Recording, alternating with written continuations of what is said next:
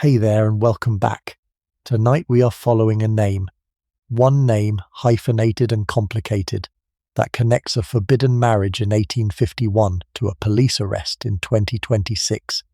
On the 30th of October 2025, Buckingham Palace released a statement that no one in the history of the British monarchy had ever had to release before.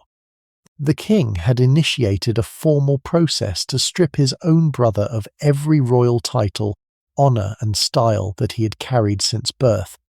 The man who had been Prince Andrew, Duke of York, Knight of the Garter, was to become, in the language of the palace, Andrew Mountbatten Windsor. Not a prince, not a duke, not a royal highness, a private citizen, bearing the surname that the royal family had created in 1960 as a compromise between a queen who wanted to keep her father's name and a husband who wanted his children to carry his. The name Mountbatten Windsor, which had existed for 65 years as a quiet legal technicality, a surname that most members of the royal family never needed to use, suddenly became the most visible surname in the country. It was printed in the newspapers. It was spoken on every news broadcast. It was the name on the police report when, on the 19th of February 2026, Thames Valley Police arrested Andrew Mountbatten Windsor on suspicion of misconduct in public office, making him the first senior British royal to be arrested in modern history. He spent 11 hours in custody. He was questioned by detectives. He was photographed leaving the police station in the back of a car, a man who had once been the favourite son of the Queen, a man who had served in the Falklands War, a man who had represented his country as a trade envoy, now driven away from a provincial police station under investigation for sharing confidential government documents with a convicted criminal. He was released without charge and remains under investigation. He denies all wrongdoing. The consequences for the family have been severe, and they have been public, and they have touched every generation. The king released a statement saying that the law must take its course, and that the authorities had his full support and cooperation. A brother speaking about a brother in the language of institutional distance, the language of a man who must protect the crown, even when protecting the crown means abandoning the person who shares his parents and his childhood and his blood. The impact on Andrew's daughters, Princess Beatrice and Princess Eugenie, has been described by those close to them as devastating. Both women are in their mid-30s. Both are mothers of young children. Both have spent their adult lives navigating the particular challenge of being royal enough to attract attention, but not senior enough to have the institutional support that attention requires. The scandal surrounding their father has placed them in an impossible position, caught between loyalty to a parent and horror at what continues to emerge. They are reported to be reassessing their own histories, looking back at events and introductions that seemed normal at the time, and that look different now, putting pieces of a puzzle together that they did not know was a puzzle until the pieces were spread across the front pages of every newspaper in the country. Their titles may be next. There have been calls for Beatrice and Eugenie to relinquish or be stripped of their princess titles, not because of anything they have done, but because the title connects them to a name and a scandal that the monarchy wants to contain. The question of whether a daughter should pay for the actions of a father is not new. It is, in fact, one of the oldest questions in the history of the family we are going to follow tonight, because this is not the first time that the name has been the problem. This is not the first time that a Mountbatten or a Battenberg has been stripped of rank and title and told that the name he carries is not welcome, the pattern of children suffering for the actions of their parents. The pattern is older than Andrew. It is older than Charles. It is older than the House of Windsor itself.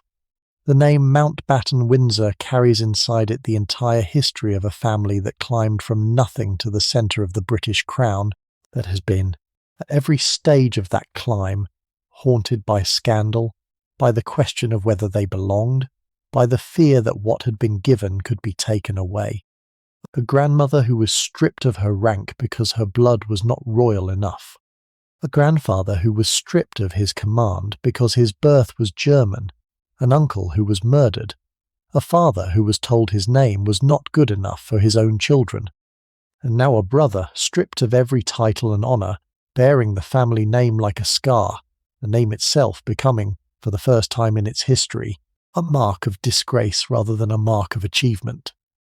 Tonight we are going to follow that name from the beginning, from the moment it was created to solve a scandal to the moment it became one, from a church in Silesia in 1851 to a police station in England in 2026, from a woman who was not royal enough to sit beside her own husband at a dinner to a man who is no longer royal at all. 3 generations built the name.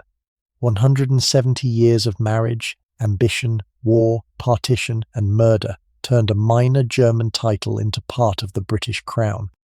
And now the name that a family spent a century and a half climbing toward sits on a police report carried by a man who has lost everything except the name itself. As always, I would love to know where in the world you are listening from and what time it is for you, whether you are here to drift into sleep or to follow a dynasty from its first scandal to its most recent.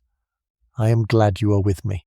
And if you have not yet subscribed, I would love it if you did, so that you never miss a story. There is one image I want you to hold in your mind for the whole of tonight, because it is the image the rest of the evening keeps returning to.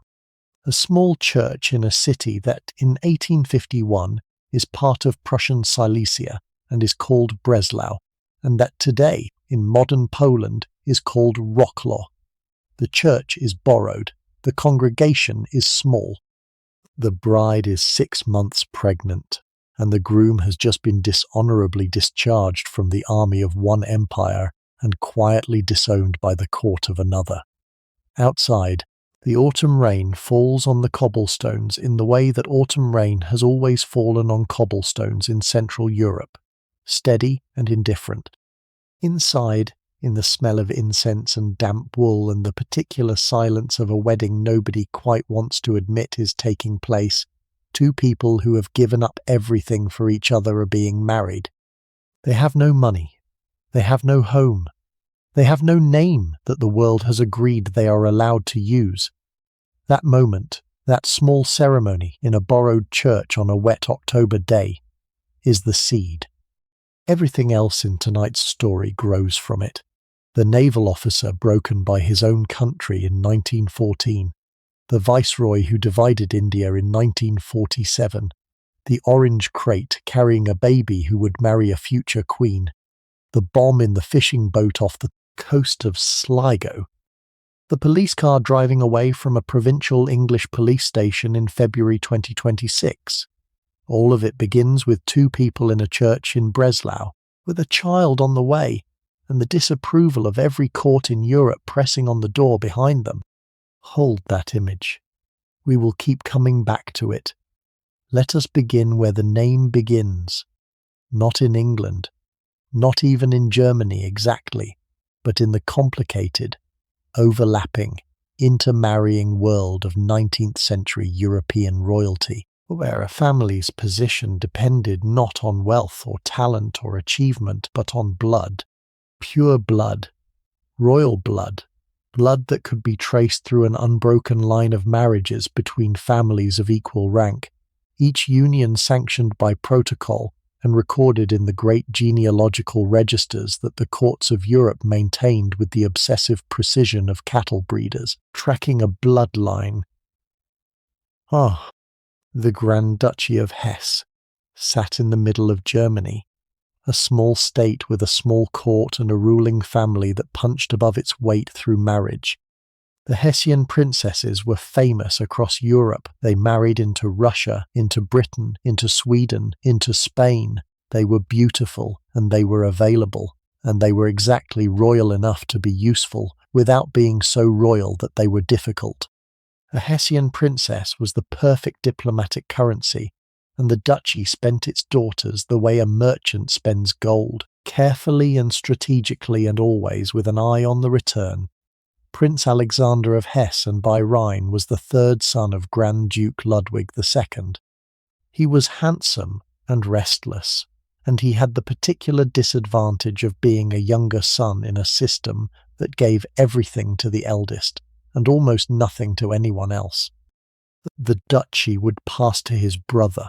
The titles would pass to his brother. The castles and the income and the diplomatic importance would all go to his brother. Alexander would receive a commission in someone else's army, a small allowance, and the expectation that he would marry appropriately and cause no trouble. He accompanied his younger sister Marie to Russia in 1841 when she married the Tsarevich, the man who would become Tsar Alexander II. It was a glittering match, the kind of marriage that justified the entire Hessian strategy of breeding princesses for export. Alexander stayed on at the Russian court after the wedding. He was given a commission in the Russian army. He was given quarters in the Winter Palace. He was considered as a possible husband for one of the Tsar's nieces, a match that would have cemented the Hessian-Russian alliance and set Alexander up for life. But Alexander had already fallen in love with someone else, and the someone else was precisely the wrong person. Julia Therese Salomea Hauke was born in Warsaw in 1825, the daughter of a Polish general of German descent. Her father had fought in Napoleon's Polish legions across Austria, Italy, and the Iberian Peninsula. He had risen to the rank of general and been appointed Poland's Deputy Minister of War. In 1829, the Tsar created him a count. The following year, during the November uprising of 1830, he was killed by rebelling army cadets. Julia was 5 years old. Her mother never recovered from witnessing the murder and died shortly afterwards. The children were made wards of the Tsar. Julia grew up in the orbit of the Russian court, educated and provided for, but never truly part of it. She was appointed as a lady-in-waiting to the Tsarina, Marie of Hesse, which is how she met Marie's brother Alexander. The position placed her close enough to royalty to see it every day, close enough to serve it, and to fall in love with it, but not near enough to be considered its equal. The Tsar refused to allow the match. Julia was the daughter of a count, not a princess. Her father had been a soldier, not a sovereign. Her blood was respectable, but it was not royal, and in the rigid hierarchy of 19th century European courts, that distinction was absolute. A prince who married beneath his rank produced children who could not inherit. A prince who married beneath his rank brought shame on his family, his house, and his dynasty. The Tsar made his position clear. If Alexander married this woman, he would be stripped of his Russian honors, discharged from the army, and banished from the court. Alexander married her anyway. They eloped from the Winter Palace on the night of the 4th of October 1851, slipping out through the corridors while the court slept around them. Julia was 6 months pregnant. They made their way across Europe to Breslau, in Prussian Silesia, a city now called Wrocław in modern Poland, and on the 28th of October 1851. They were married in a ceremony that was legal, but that violated every rule of royal protocol that either of them had been raised to obey. The consequences were immediate. Alexander was dishonorably discharged from the Russian army. He was banished from the court. He had no income, no position, no home, and a pregnant wife whose social status was now a matter of intense diplomatic embarrassment. The only question that remained was what to call her. She could not be a princess of Hesse, because the marriage was morganatic. She could not use Alexander's rank, because morganatic wives did not share their husbands' titles. She was, in the language of the courts, nothing. Imagine the journey itself for a moment, because the historical record runs past it too quickly. A pregnant young woman and a disgraced prince in a hired carriage, moving by stages across the territories of two empires whose courts have just refused to acknowledge their marriage. The carriage stops at staging posts where the innkeepers, who do not yet know what has happened, treat them with the deference appropriate to a young couple of obvious quality. The innkeeper's wives offer broth to the lady, who is pale and tired and beginning to show. The grooms change the horses with the same brisk competence with which they change horses for any other traveller. The two of them sit at the inn tables in the small hours of the night and look at each other across the candle, and they do not speak about what they have done, because there is nothing to say. That they have done it? There is no going back. The carriage will come at dawn and will carry them on to the next stage and the next, until they reach Breslau, until they reach the borrowed church, until they reach the small ceremony that will make them, in the eyes of the law, a married couple, and that will not, in the eyes of any court in Europe, restore the position that Alexander has thrown away to obtain it. She was 26 years old. He was 28. They had no idea what their lives were going to look like. Neither of them, on that night in that carriage, could have predicted that the family they were about to begin would, within 4 generations, sit at the heart of the British crown. Neither of them could have predicted that one of their grandsons would become the head of the Royal Navy, or that one of their great-grandsons would marry a future queen. They could only travel from staging post to staging post, the broth the innkeeper's wives put in front of them, sleep a few hours when they could, and continue. Alexander's brother, Grand Duke Ludwig III of Hesse, took several weeks to decide what to do. He had initially accused Alexander of being an embarrassment to the Grand Ducal house. He considered refusing to recognize the marriage entirely. In the end, pragmatism won. On the 5th of November 1851, he recognized the marriage and created Julia Countess of Battenberg with the style of illustrious highness. The title came from the town of Battenberg in Hesse, a place that had no connection to the family whatsoever. A previous family of Counts of Battenberg had become extinct in the 14th century. The name was simply available. It was a title designed to solve a problem, not to honour an achievement. It placed Julia above the ordinary nobility, but firmly below the royal family. Her children would bear her title, not their father's. They would be Battenbergs, not Hessians. They would carry the mark of their mother's insufficient blood for the rest of their lives and pass it on to their own children, a permanent reminder that love had consequences and that the consequences were hereditary. Julia and Alexander settled in Hesse. Their first child, Marie, was born in 1852. Julia would later insist that Marie's birth date was July 1852, placing it safely after the October 1851 wedding, but the timeline made the truth obvious to anyone who could count. 4 more children followed: Prince Louis in 1854, Prince Alexander in 1857, Prince Henry in 1858, Prince Franz Joseph in 1861. 5 children, all bearing the Battenberg name, all carrying the invisible asterisk of their mother's morganatic status. In 1858, the Grand Duke elevated Julia's title from Countess to Princess of Battenberg with the style of Serene Highness. The promotion was a reward for Alexander's diplomatic service. He had brokered a meeting between Tsar Alexander II and Napoleon III that improved relations between Russia and France, and the gesture of elevating his wife's title was a way of acknowledging his usefulness without admitting that the original marriage had been anything other than a scandal. The children became princes and princesses of Battenberg.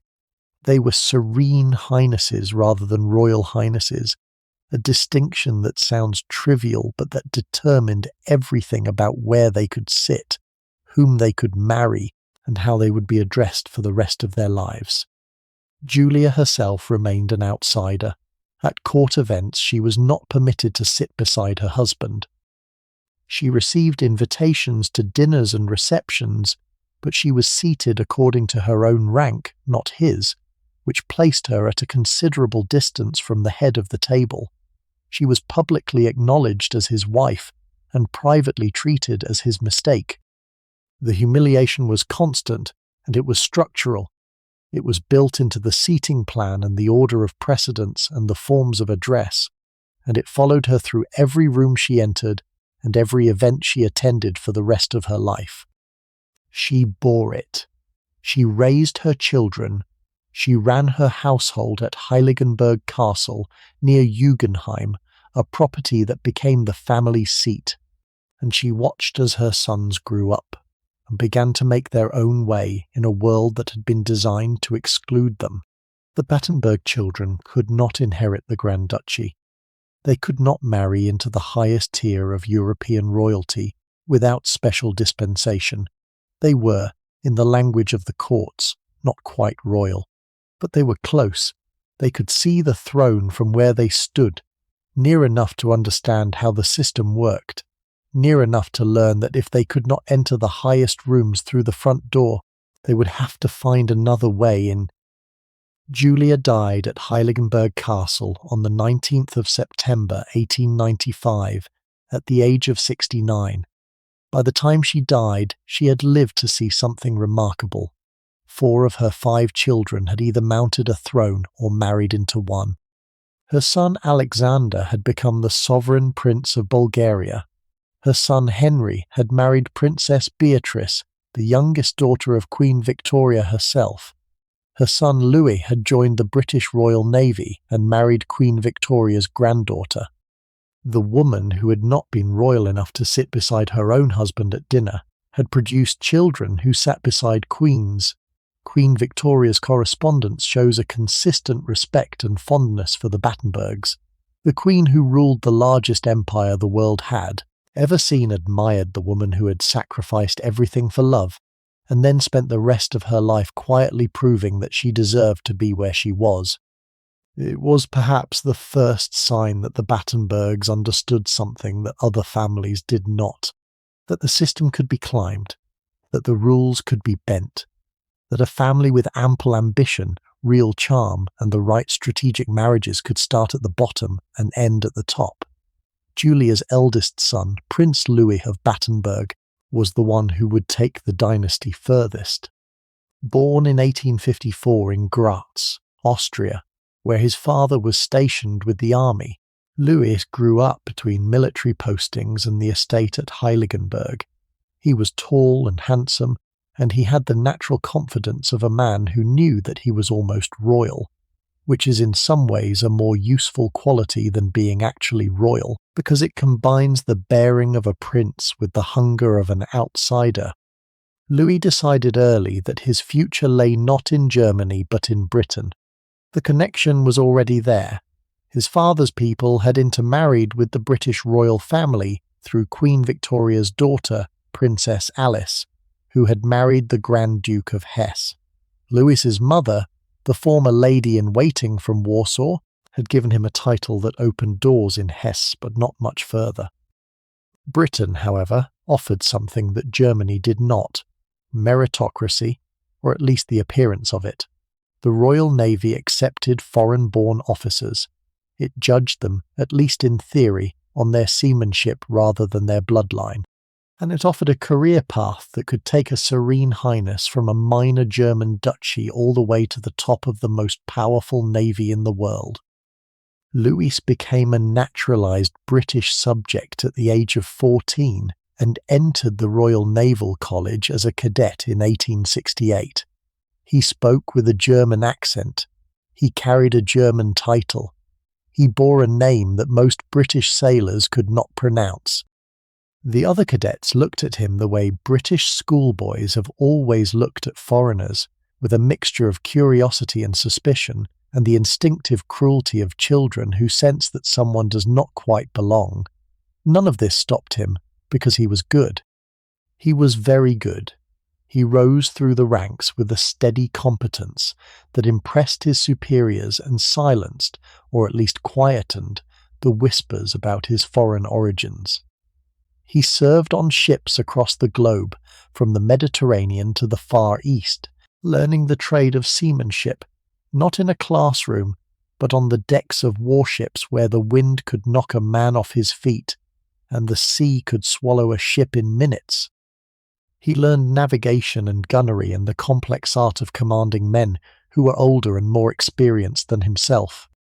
He learned the particular skill of the British naval officer, which was not so much a skill as a temperament, the ability to remain calm under pressure, to give orders without raising your voice, to treat disaster as an inconvenience rather than a catastrophe. His career was punctuated by the kind of questions that followed him wherever he went.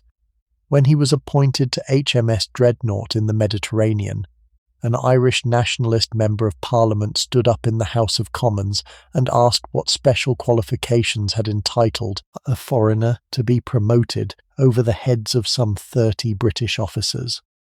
The First Lord of the Admiralty replied that Battenberg had been specifically requested by the commanding officer and that 22 commanders junior to him held similar appointments. The answer was factual, and it was sufficient, and it did not stop the question from being asked again the next time he was promoted. Louis served as Director of Naval Intelligence in 1902, a position that required both intellectual ability and the kind of political sensitivity that most naval officers did not possess. He was good at intelligence work. His German connections, far from being a liability in this context, were an asset. He understood the German military mind. He could read German naval publications in the original. He had relatives in the German officer corps who, without knowing it, provided him with insights into German strategic thinking that a purely British intelligence man could never have obtained. The irony was perfect. The same German connections that would destroy his career in 1914 were, in the years before the war, among his greatest professional advantages.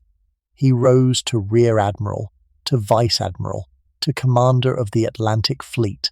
He was appointed Second Sea Lord in 1911 and First Sea Lord in 1912, the highest professional position in the Royal Navy, appointed by Winston Churchill, then First Lord of the Admiralty, who admired Louis's competence and who would later regret not fighting harder to keep him when the crisis came. In 1884, Louis married Princess Victoria of Hesse and by Rhine. She was his first cousin once removed.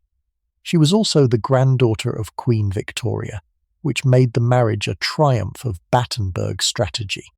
The morganatic family that had been created to solve a diplomatic embarrassment had now married back into the British royal line.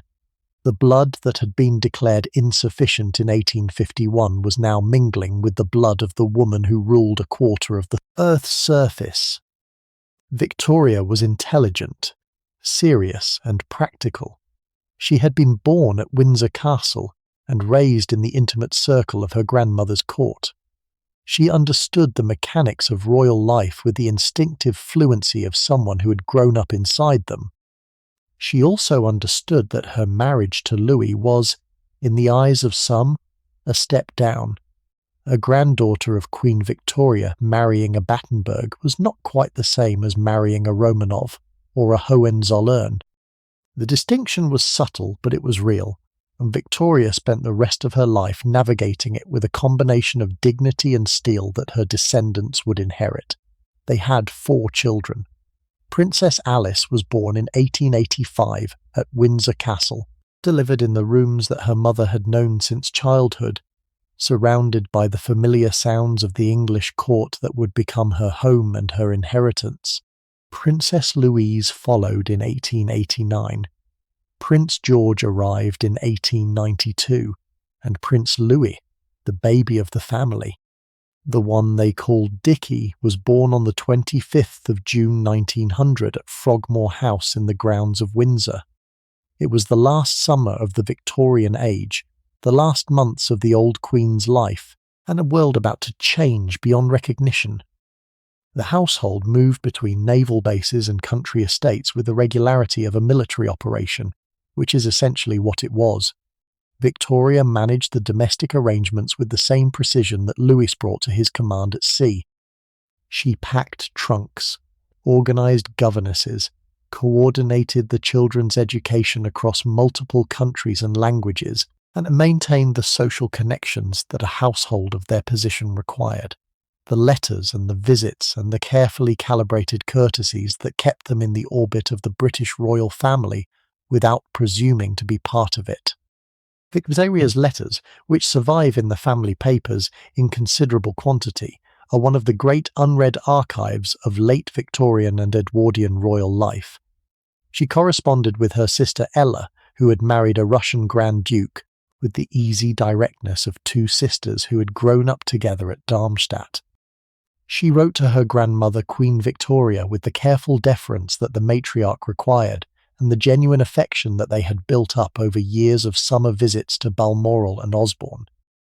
She sent long letters to her husband when his ship was at sea, and the letters from those years are full of the small detailed news of a household keeping itself running, while the head of it was thousands of miles away. The cook had given notice. The east window of the nursery had been broken by a stone.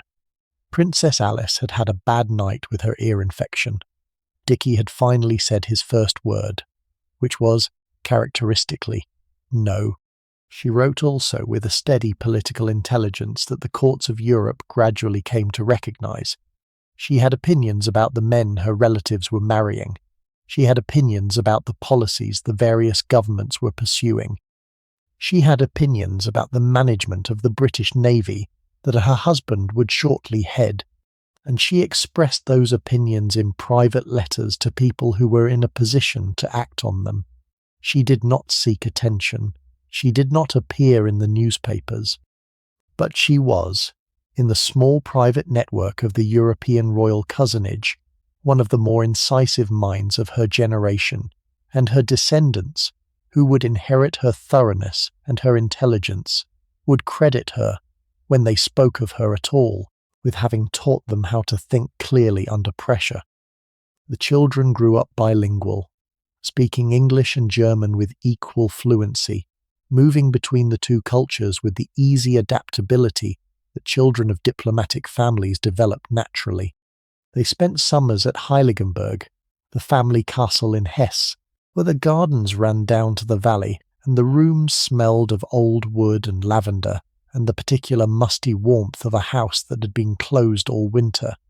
They spent winters at their houses in England, where the fires burned in every room and the rain drummed on the windows and the English calendar of school terms and naval reviews and royal garden parties gave shape to the year.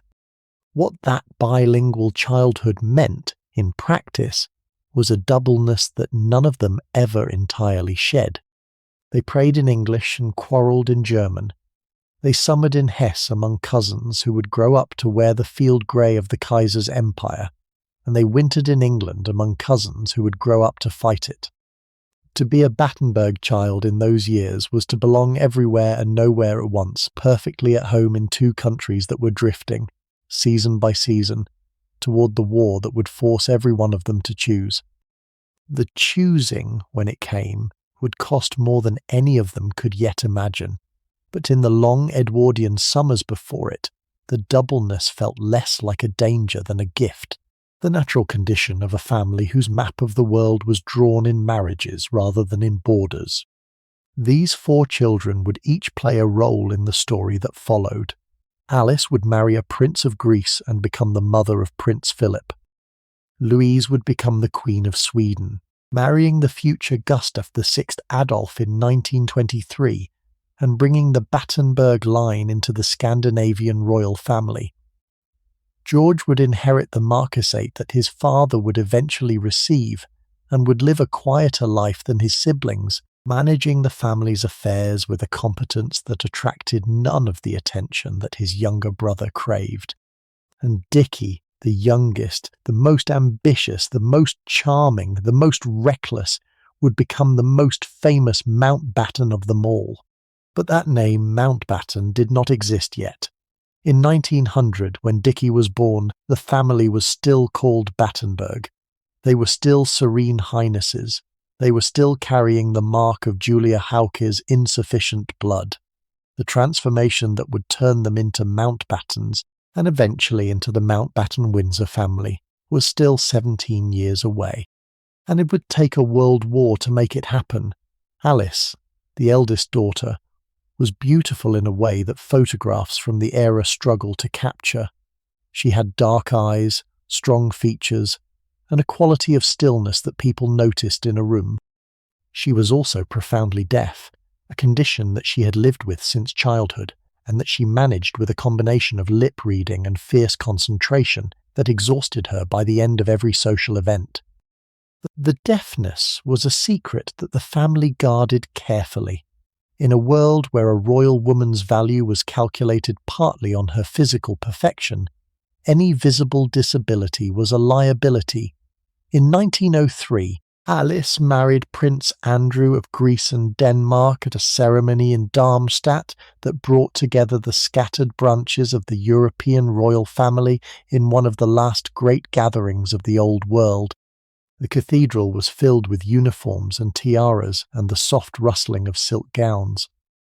The bride walked with the particular composure of a woman who could not hear the music, and who navigated the ceremony by watching the movements of the people around her, reading their lips and their gestures the way a sailor reads the wind.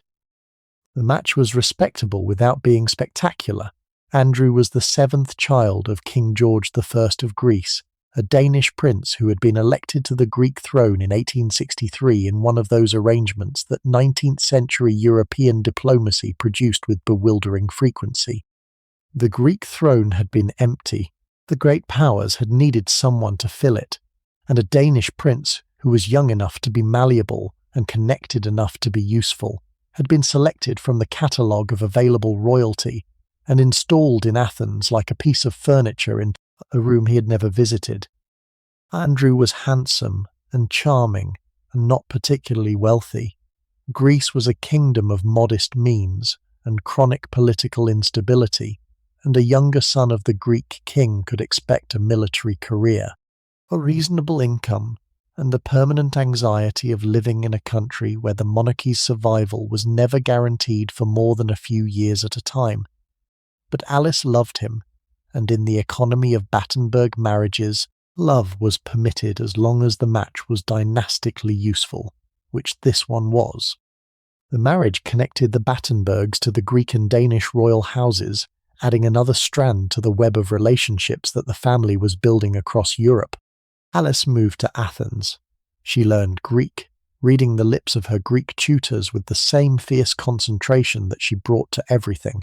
She adapted to the volatile politics of a country that would, over the next 2 decades, oscillate between monarchy and republic, between war and uneasy peace, between the great powers who treated Greece as a chess piece and the Greeks who wanted to be left alone to govern themselves.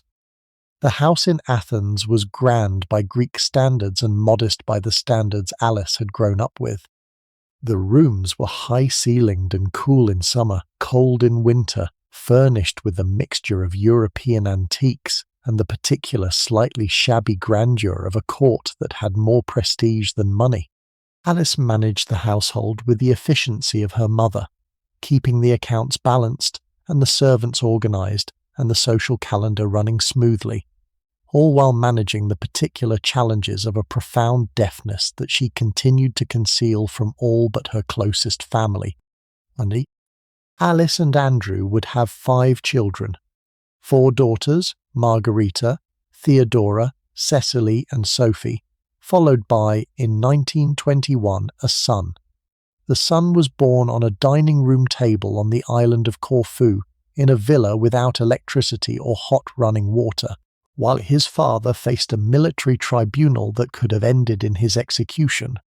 The baby was carried out of Greece in a cot made from an orange crate, bundled onto a British warship that had been sent to rescue the family and taken into exile. His name was Philip, and he would grow up to marry the future Queen of England. But that story is still 2 decades away. In 1903, when Alice married Andrew, the Battenberg family was at the height of its influence. Louis was rising through the ranks of the Royal Navy. Henry had married into Queen Victoria's family. Alexander had briefly ruled Bulgaria. The morganatic line that had been created to contain a scandal had become one of the most connected families in Europe, linked by blood and marriage to the thrones of Britain, Greece, Russia, Spain, and Sweden. And then the world changed. The summer of 1914 began like any other summer in the great houses and naval bases of the British Empire. The fleet was at its annual review. The officers were in their white uniforms. The ships were painted grey and riding at anchor in long, precise lines that stretched across the harbour like a demonstration of imperial power made visible. The royal families of Europe were sending each other telegrams and attending each other's weddings and christenings. The cousinly rituals of a network of related monarchs who were about to lead their nations into the most destructive conflict the world had ever seen. Prince Louis of Battenberg was at the top of his career. He was First Sea Lord, the professional head of the Royal Navy, the most powerful naval force on earth. He had reached the position through 46 years of service, through competence and dedication, and the careful navigation of a career that had been complicated at every stage by his foreign birth. He was responsible for the readiness of the fleet, the preparation of naval strategy, and the development of plans that would determine whether Britain survived or fell in the event of war with Germany. In July 1914, the fleet had just completed its test mobilization, a practice exercise that brought the reserve ships to full readiness. The ships were due to disperse when the crisis in the Balkans began to escalate. The assassination of Archduke Franz Ferdinand in Sarajevo had set in motion a chain of alliances and ultimatums and mobilizations that was pulling Europe toward war with the remorseless logic of a machine that no one knew how to stop. Prince Louis, almost alone at the Admiralty on a crucial Sunday, while Winston Churchill, the First Lord of the Admiralty, was away with his ill wife, made the decision that would define his professional legacy. He sent a telegram to the Commander-in-Chief of the Home Fleets, ordering that no ships were to leave Portland until further orders. It was the decision that kept the Royal Navy at battle readiness in the days before war was declared. Churchill later acknowledged that the first step which secured the timely concentration of the fleet had been taken by Prince Louis. It was, in the judgment of naval historians, one of the most important decisions of the entire war, a decision that ensured the Royal Navy was prepared to impose the blockade of Germany that would, over 4 years, slowly starve the enemy into submission. But the decision did not save him. When war came, anti-German sentiments swept through Britain with a velocity that caught the establishment off guard. German shops were attacked in London and Liverpool and Manchester, their windows smashed, their contents looted, their owners beaten in the streets. German names were erased from street signs and shop fronts. Dachshunds, the German breed of dog, were kicked in the street by patriotic citizens who considered even a dog's nationality to be a matter of national security. German music was banned from concert halls. German sausages disappeared from butchers' shops, replaced by British alternatives with hastily invented English names. And the fact that the professional head of the Royal Navy was a German-born prince with a German accent and German relatives became a matter of public outrage. The newspapers published editorials demanding his removal. The gentlemen's clubs of Mayfair whispered about espionage. Admiral Lord Charles Beresford, a political rival who had never forgiven Louis for outranking him, inflamed the resentment at every opportunity, using his social connections and his public platform to spread the suggestion that a German prince could not be trusted with the nation's defence. There were accusations, entirely baseless, that Prince Louis was a German spy, that he had been sending intelligence to the enemy, that his loyalty was to his birth country rather than his adopted one. The accusations were lies, but they were effective lies because they appealed to a fear that was deeper than reason, the fear that the enemy was already inside the gates, wearing a British uniform and speaking with a German accent.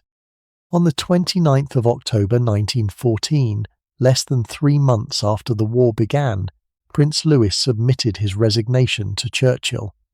The letter was brief and dignified, and it contained a sentence that would echo through the family for generations. He wrote that he had been driven to the painful conclusion that at this juncture his birth and parentage had the effect of impairing his usefulness on the board of the Admiralty. He expressed the hope that his resignation would facilitate the task of administration of the great service to which he had devoted his life. Churchill accepted the resignation. King George V, who had protested privately against the forced departure, appointed Louis to the Privy Council in a public show of support. Politicians and naval colleagues expressed their outrage at the injustice. A Labour politician wrote to the Times that Prince Louis had pandered to the most mean and contemptible slander he had ever known. None of it mattered. The damage was done. The man who had kept the fleet at battle readiness, the man whose decision had arguably saved the Royal Navy from being caught unprepared, was out, dismissed not for incompetence or disloyalty, but for the crime of having been born in the wrong country. The humiliation cut deep. Prince Louis retreated to Kent House on the Isle of Wight, where he lived quietly for the next 3 years, growing older and more bitter, watching the war that he had prepared the Navy to fight from a distance that must have been agonizing. He had been promised that he would be recalled after the war. He never was. It is worth pausing on what that retreat actually felt like, because the bare fact of a resignation hides the daily texture of the thing. Here was a man who had given 50 years to the Royal Navy, who had risen by sheer ability through a service that had never quite stopped regarding him as foreign, and who now found himself, at 60, suddenly and completely without occupation. The mornings were the worst of it. A man accustomed to signals and dispatches and the running of fleets woke each day at Kent House to silence and to nothing, to the empty hours of a country gentleman's life that he had never wanted and did not know how to fill. The country he had served had decided that his blood mattered more than his service, and there was no argument he could make against it, because the charge was not that he had done anything wrong. The charge was simply that of his birth. A man can defend himself against an accusation. He cannot defend himself against a fact. There was a small ceremony at Kent House in the spring of 1917 that nobody outside the household witnessed, and that no newspaper reported. Prince Louis took his medals out of their cases and laid them on the desk. His Garter Star, his various foreign decorations, the medals of his long service. He looked at them for some time. Victoria sat with him. Neither of them spoke. Eventually he gathered the medals back into their cases and put them away in the drawer where he kept his private papers. He did not throw them out. He did not return them to the institutions that had given them. He simply put them away. The decorations had been earned. The man who had earned them had, in the eyes of the country that had given them, ceased to exist. The medals would remain in the drawer for the rest of his life, and his children would find them there after his death, and the medals would pass to the next generation, and the next, and would eventually be displayed in the family chapel at Romsey, where they remain today. The medals are small bright objects, not much heavier than coins, and they sit in their cases as they have sat for 100 years. The man who earned them is buried in the Abbey grounds. The country that gave them and then took back the position they represented has had 100 years to consider what it did. The medals do not hold opinions on the matter. They are simply there.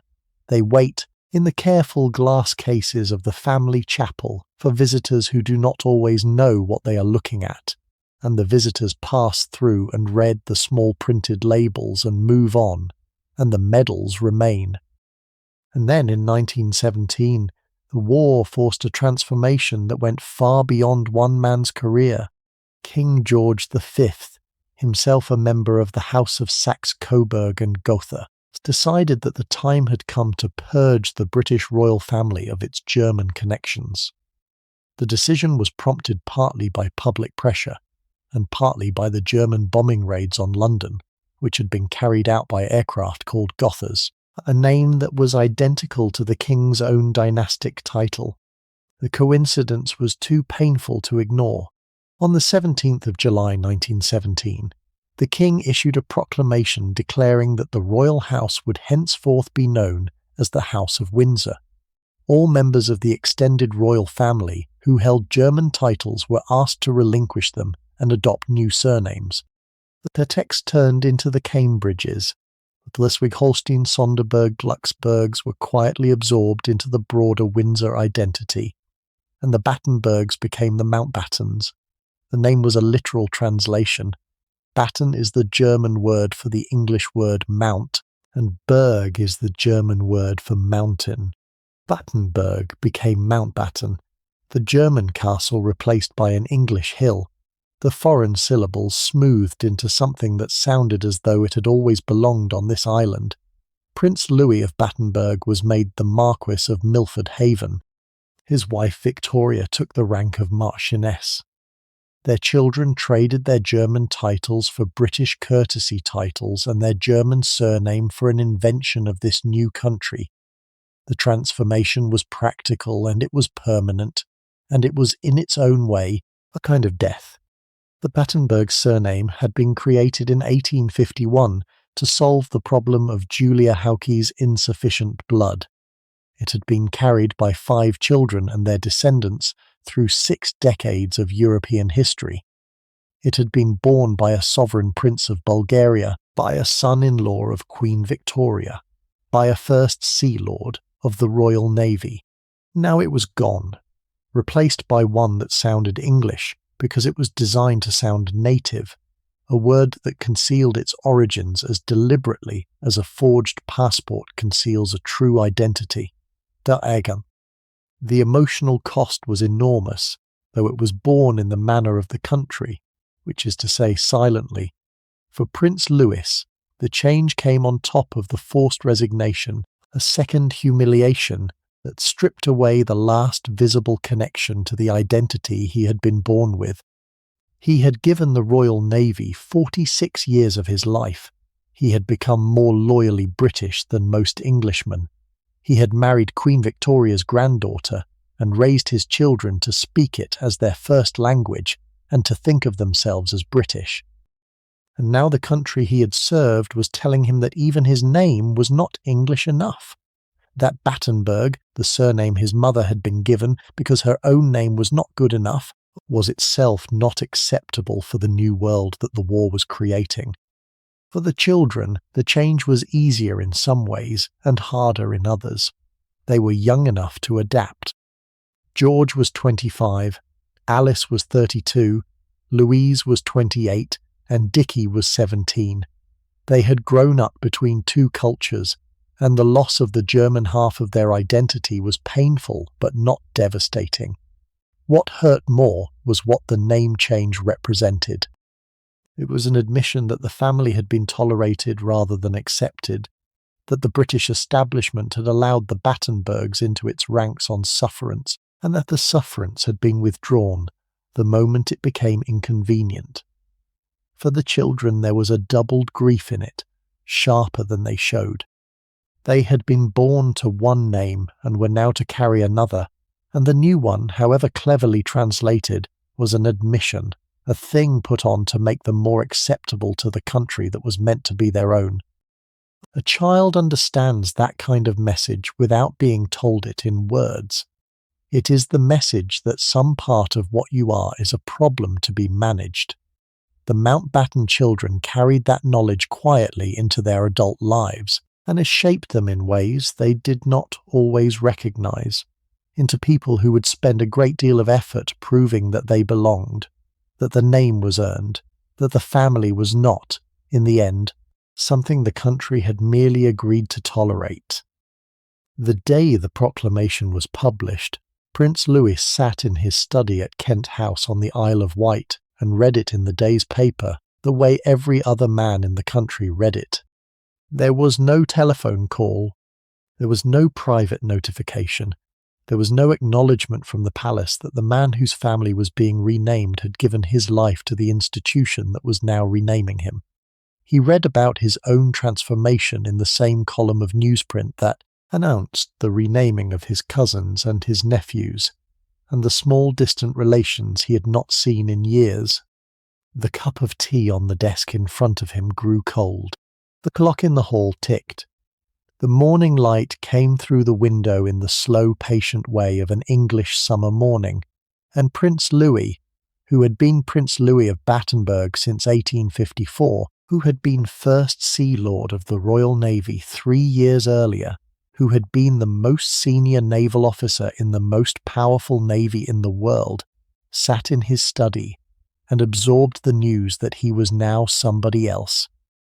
His wife Victoria found him there. She did not speak. She stood in the doorway and watched him for a moment. Then she came in and sat in the chair opposite his desk, and the two of them sat in silence. For the length of time it took the light in the room to shift from morning to midday. Eventually he asked her, in a voice that the children later remembered him using only on this one occasion, what they were supposed to do now. She did not have an answer. There was no answer. They were no longer who they had been. They were now who the Crown had decided they would become. The proclamation had been issued. The papers had been published.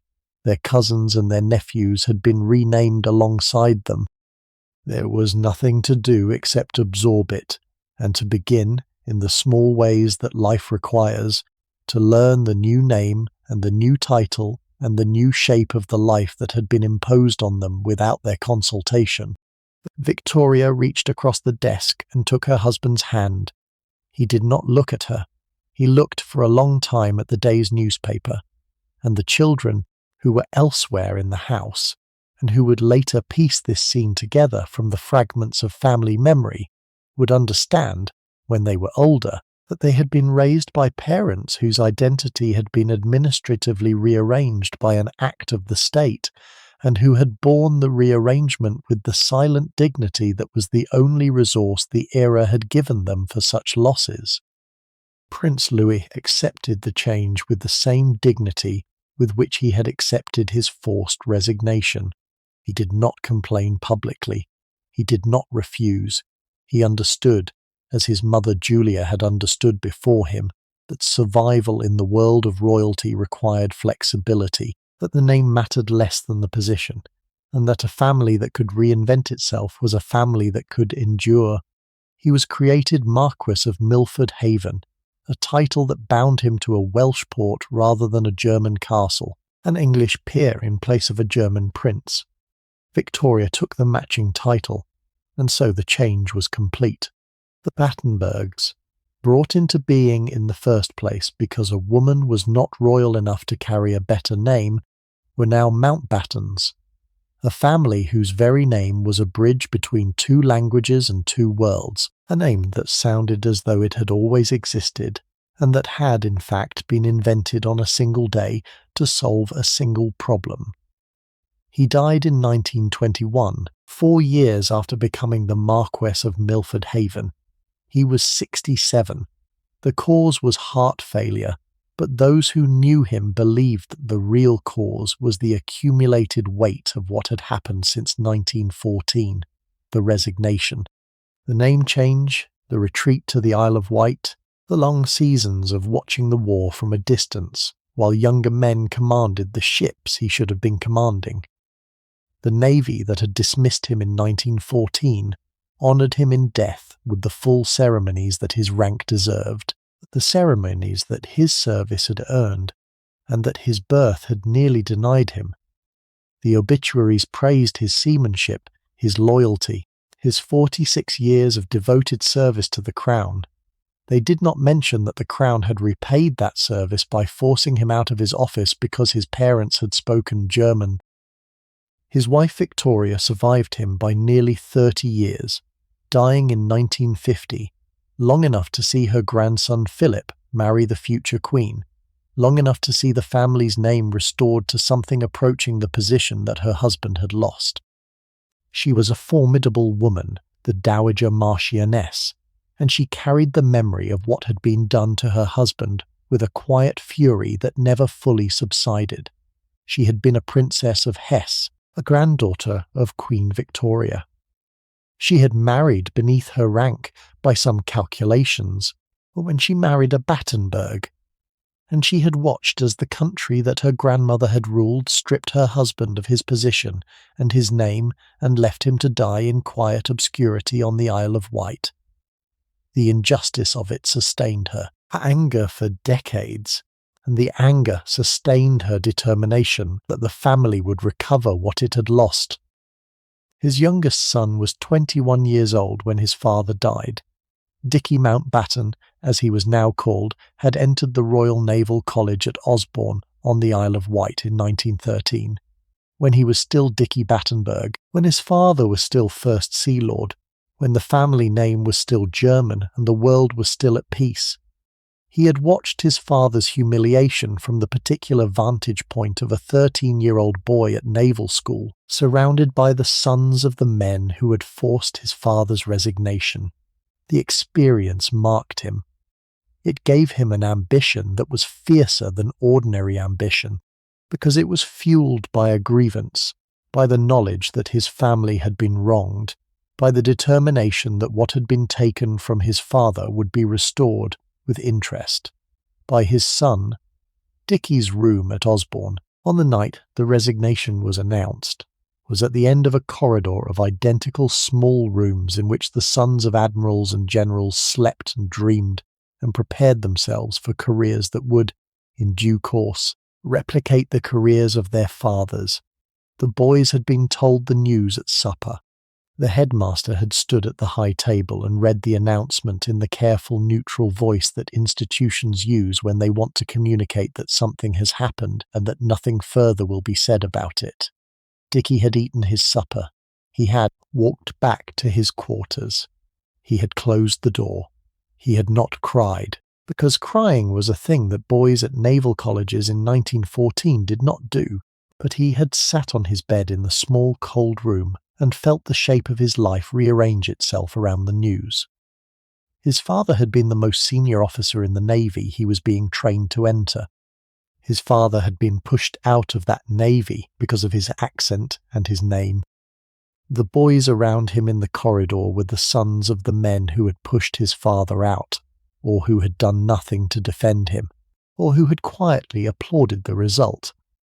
Dickie understood this with the precision that 13-year-olds understand the particular cruelties of their world.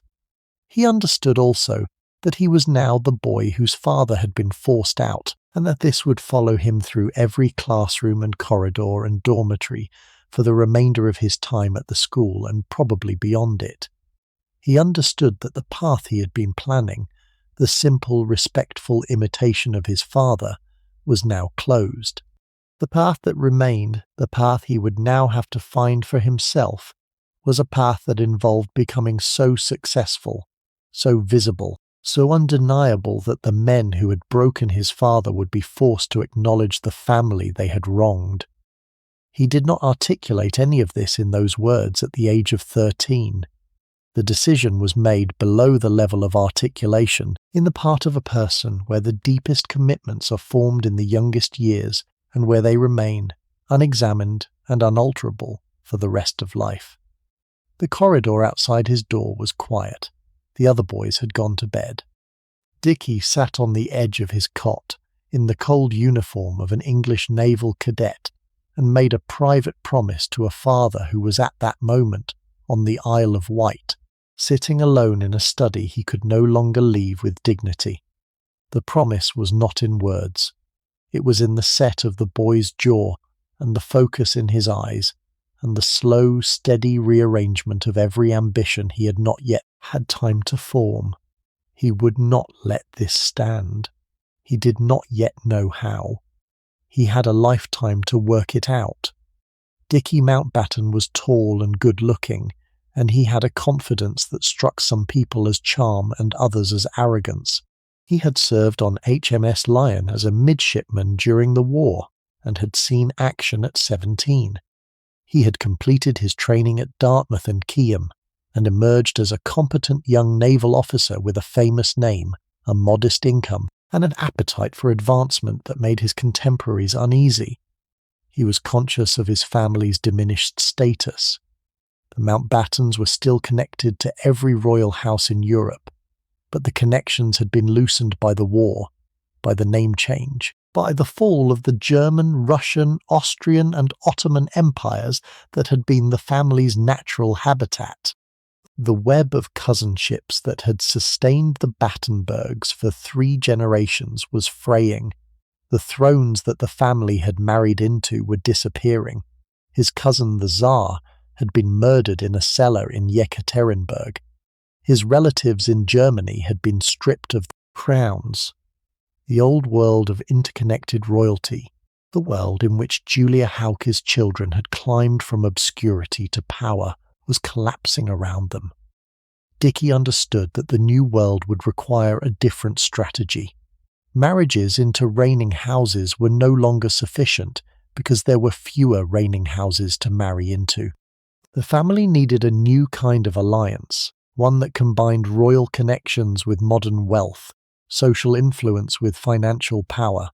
What the family needed now was money, and in 1920, at a ball at Claridge's Hotel in London, he met the woman who had more of it than almost anyone else in England.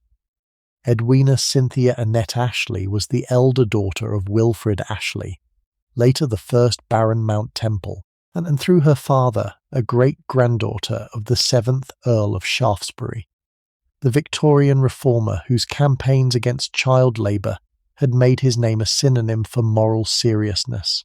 But it was not her father's family that made Edwina interesting to Dicky Mountbatten. It was her mother's. Edwina's mother, Amalia Mary Maud Cassell, had died when Edwina was just 10 years old, leaving the girl in the care of a father who was frequently absent, and a maternal grandfather who doted on her. That grandfather was Sir Ernest Cassell, one of the most powerful financiers in Edwardian England. Cassell was a German-born Jewish banker who had emigrated to Britain and built a fortune so vast that he had become the personal financial advisor to King Edward VII. He moved in the highest circles of British society, a world that was simultaneously fascinated by his money and uncomfortable with his origins, a world that invited him to dinner and whispered about him afterwards. He had built hospitals and funded schools and used his wealth with a generosity that won him a place in society that his birth alone could never have secured. When Cassell died in 1921, Edwina inherited the bulk of his fortune. She was 20 years old, and she was one of the richest women in the country. The money came with a certain notoriety. The press followed her. The gossip columns tracked her movements. She was young and beautiful and wealthy beyond the comprehension of most people who read about her, and the combination made her irresistible to the newspapers and to the young naval officer who had noticed her across the ballroom at Claridge's. The marriage of Dicky Mountbatten and Edwina Ashley took place on the 18th of July 1922 at St. Margaret's Church, Westminster. More than 8,000 people gathered outside to watch. The guest list included King George V, Queen Mary, the ancient Queen Alexandra, and the Prince of Wales, who served as Mountbatten's best man. The newspapers called it the wedding of the year. The honeymoon included tours of European royal courts and a visit to the United States, where the newlyweds appeared in a private silent film made by Charlie Chaplin that was never commercially released. The match was, on paper, perfect. Dicky brought royal connections, a famous name, a naval career, and the kind of pedigree that money could not buy. Edwina brought a fortune that allowed them to live on a scale that even genuine royalty envied. Their combined income during the 1930s was estimated at £113,000 before tax, a sum so large that Dicky later confessed to their elder daughter that he and Edwina sometimes struggled to spend their post-tax income of £60,000 a year. They were the golden couple of the 1920s. They moved through London and Paris and the south of France and Hollywood with the ease of people who belonged everywhere and owned most of what they saw. They kept multiple houses. The London residence in Park Lane was staffed with a full complement of servants. Broadlands, the Hampshire estate that Edwina had inherited, was a Palladian masterpiece set in grounds designed by Capability Brown, with a river running through the park and a collection of art and furniture that reflected generations of accumulated wealth. In Malta, where Dicky was stationed with the Mediterranean fleet, they lived in a villa that overlooked the Grand Harbour and entertained naval officers with a lavishness that made them the most sought-after hosts on the island. They entertained constantly. The guest lists read like an index of interwar celebrity. They counted among their friends Noel Coward, who would later immortalise Dicky's naval career in the film In Which We Serve, and who understood the Mountbattens with the perceptive eye of a playwright, recognising both the genuine quality of their courage and the self-conscious performance of their public personas. Charlie Chaplin, who had filmed their honeymoon antics in Hollywood, remained a friend for years.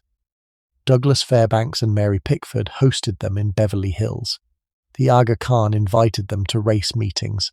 The Prince of Wales, the future Edward VIII, was a regular companion at their dinner table and on their yachts. The glamour was real, but it was also a performance. Dicky was building a reputation. Every dinner party, every friendship with a famous name, every photograph in the society pages was part of a campaign to restore the family's position. To make the name Mountbatten synonymous, not with the humiliation of 1914, but with the brilliance of the 1920s. He understood publicity. He cultivated it. He used it, with a skill that his contemporaries found both impressive and slightly vulgar, because a gentleman was not supposed to seek attention, and Dicky Mountbatten sought it with the focused intensity of a man who knew that attention was a form of power, and that power was what the family had lost and what he intended to recover. The Mountbatten houses of the 1920s had a particular character that anyone who saw them remembered for the rest of their lives. Brooke House on Park Lane was the largest. It was a vast Edwardian pile that Edwina had inherited from her grandfather Castle, fitted out with the accumulated luxury of a banker who had advised a king. The entrance hall was paved in marble. The staircase rose in a curve of white stone past landings, the size of small ballrooms. The drawing rooms on the first floor opened into one another through tall double doors that the footman folded back for parties, and that, when closed, gave the family some illusion of privacy in a house that had been designed to entertain rather than to live in. The interiors were furnished in the French 18th century style that Cassell had loved, gilded chairs and tapestries, and the kind of porcelain that nobody dared to touch without asking permission. Flowers were changed twice a day. The fires were lit in every reception room from October to April, whether the spaces were in use or not, because the staff had standing instructions that any room into which the family or a guest might walk was to be warm enough to receive them. Broadlands, in Hampshire, was the country residence and was in many ways the more beautiful of the two houses. It had been built in the 18th century, set in grounds that Capability Brown had laid out in the years when his name was beginning to carry the weight that it carries now, and the River Test ran through the park in a series of slow sweeping curves that the trout fishermen of southern England considered some of the finest water in the country. The house was Palladian. The proportions were correct. The light came in through tall windows that had been arranged by the original architect to follow the path of the sun across the floors in the course of a day, so that wherever you sat in the great reception rooms there was always a window catching the morning light or holding the late afternoon. Edwina had inherited Broadlands too, and she and Dicky had taken on the house in the early 1930s with the energy of a young couple inhabiting a property that had been waiting for them in Malta, where Dicky was stationed with the Mediterranean fleet through long stretches of the interwar period. The family rented the Casa Medina, a villa above the harbour that had been built for some long-vanished governor, and that retained, in its courtyards and its painted ceilings and the particular blue of its shutters, the faded splendour of a Mediterranean residence that had outlived the empire that had built it. The Mountbattens entertained from the Casa Medina at a scale that the other naval officers in Malta found astonishing. The table seated 30 for dinner. The kitchen had been expanded to handle parties of 100. The guests included not only naval officers and their wives, but actors and writers, and the small floating population of European royalty who passed through Malta on their yachts during the warm seasons. What all three houses had in common, and what set the Mountbatten establishment apart from the establishments of other rich and titled couples of the period, was a particular kind of restlessness.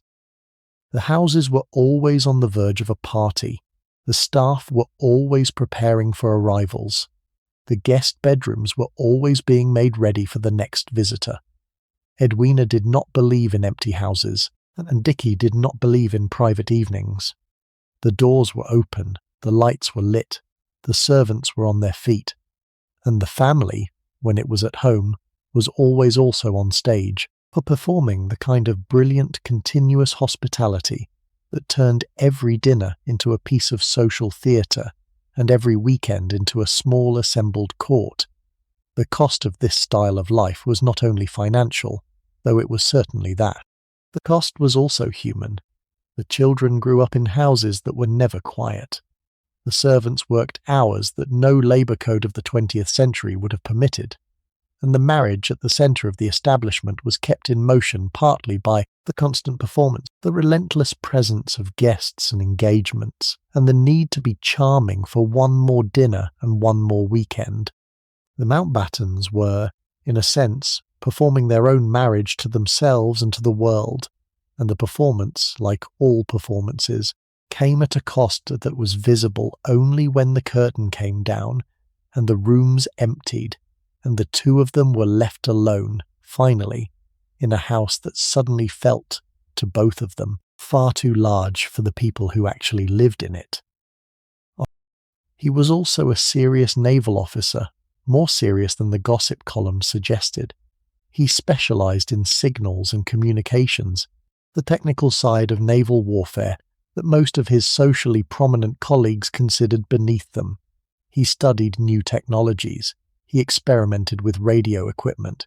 He was genuinely interested in the mechanics of how ships communicated with each other and with their bases, an interest that would prove valuable during the war. When the ability to process information quickly was the difference between victory and defeat, the Playboy image that the newspapers constructed around him was not entirely false, but it was not the whole truth either. Behind the parties and the famous friends, there was a mind that was working constantly, calculating angles, planning moves, preparing for the moment when the family's fortune would turn. Edwina, meanwhile, was discovering that being married to a Mountbatten was not quite the same as being happy. Dicky was devoted to his career, to his ambitions, to the great project of family restoration that consumed his energy and his imagination. He was charming in public, and something less than charming in private. He was a bore on the subject of the Navy, capable of talking about signal codes and fleet formations with an enthusiasm that made his dinner companions' eyes glaze over.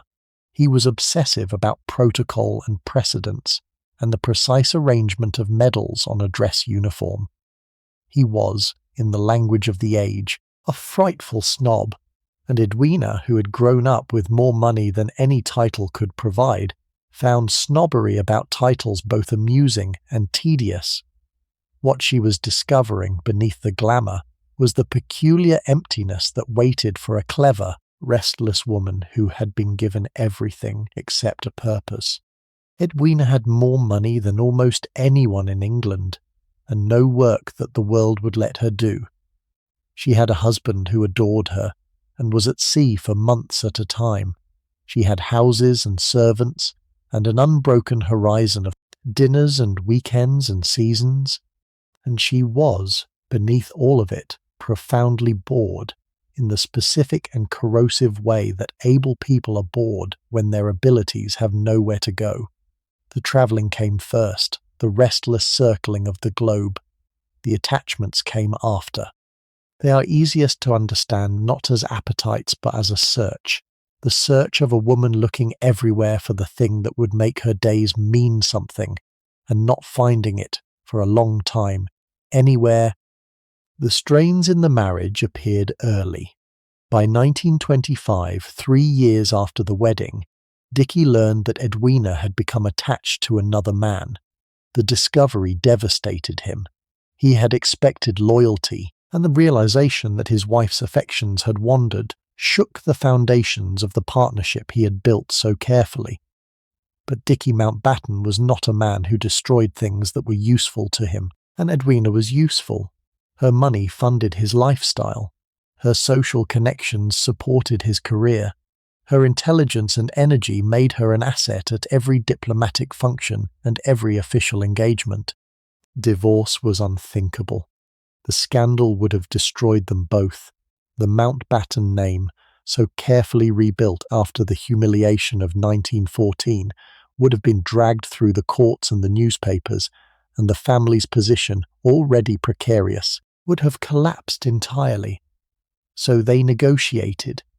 They reached what their daughter Pamela would later describe as a modus vivendi, a way of life that accommodated both their needs. The marriage became, by mutual agreement, an open one. Edwina would take lovers. Dickie would accept it. In time, Dickie would take lovers of his own. The arrangement was unconventional by any standard and scandalous by the standards of the 1920s. But it worked, in the sense that the marriage endured and the partnership continued, and the Mountbatten name was never dragged into the divorce courts. Edwina's attachments outside the marriage were numerous and much talked about. Over the years, her name was linked with a series of men drawn from across society and from several countries, and her closeness to these companions was, by the standards of the day, a recurring source of gossip. One such friendship with Leslie Hutchinson, a black West Indian cabaret singer, caused a scandal that convulsed London society, not because Edwina was linked with another man, which by then was expected, but because he was a man of colour, which in the racial hierarchies of the 1930s was treated as a transgression of an entirely different order. Dickie bore it. He bore it publicly with the composure that his naval training had instilled in him, and privately with a pain that he rarely showed. He formed a long and discreet attachment of his own to Yola Letelier, a young French woman married to a Paris publisher, a companionship that by some accounts lasted until the end of his life.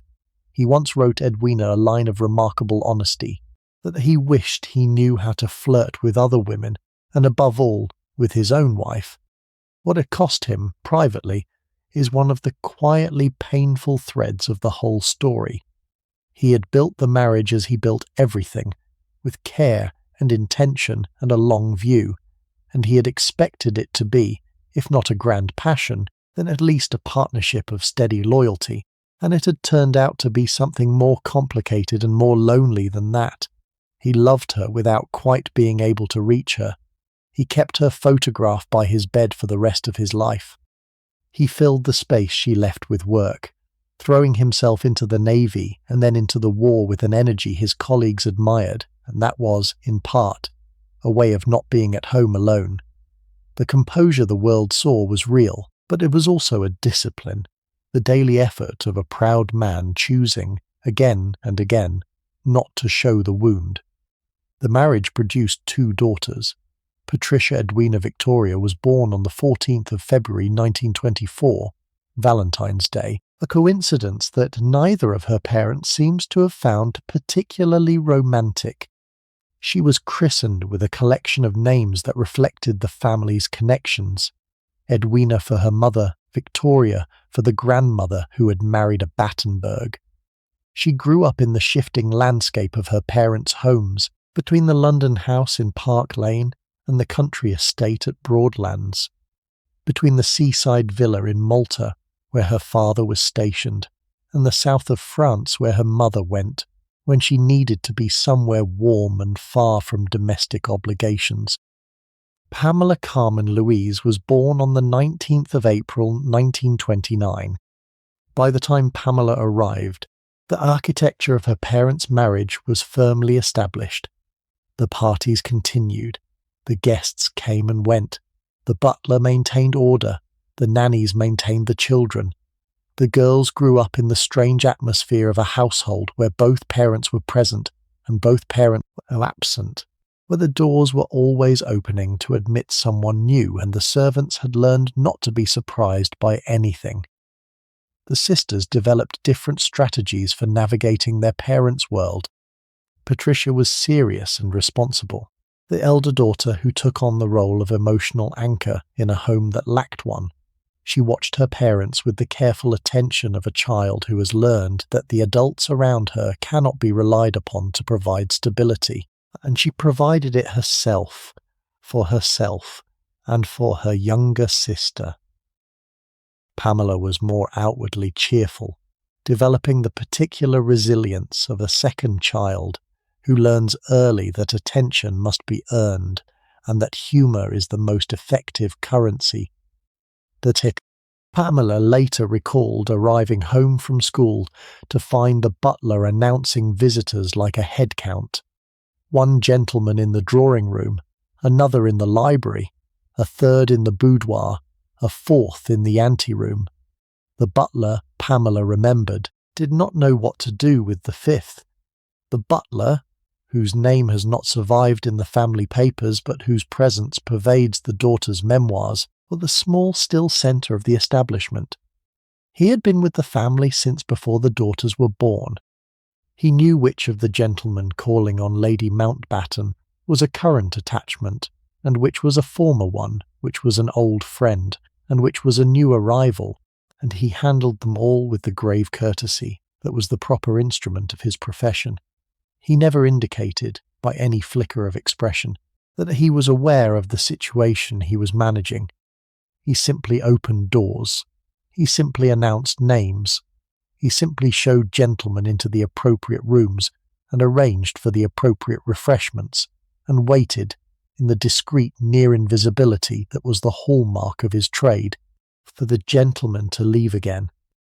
He was, in his own quiet way, one of the great moral consciences of the Mountbatten household, because he saw everything and judged nothing, and the absence of judgment was itself a form of grace that the household required, and that he was paid, in part, to supply. The daughters loved him. He gave them sweets from the silver bowl in his pantry.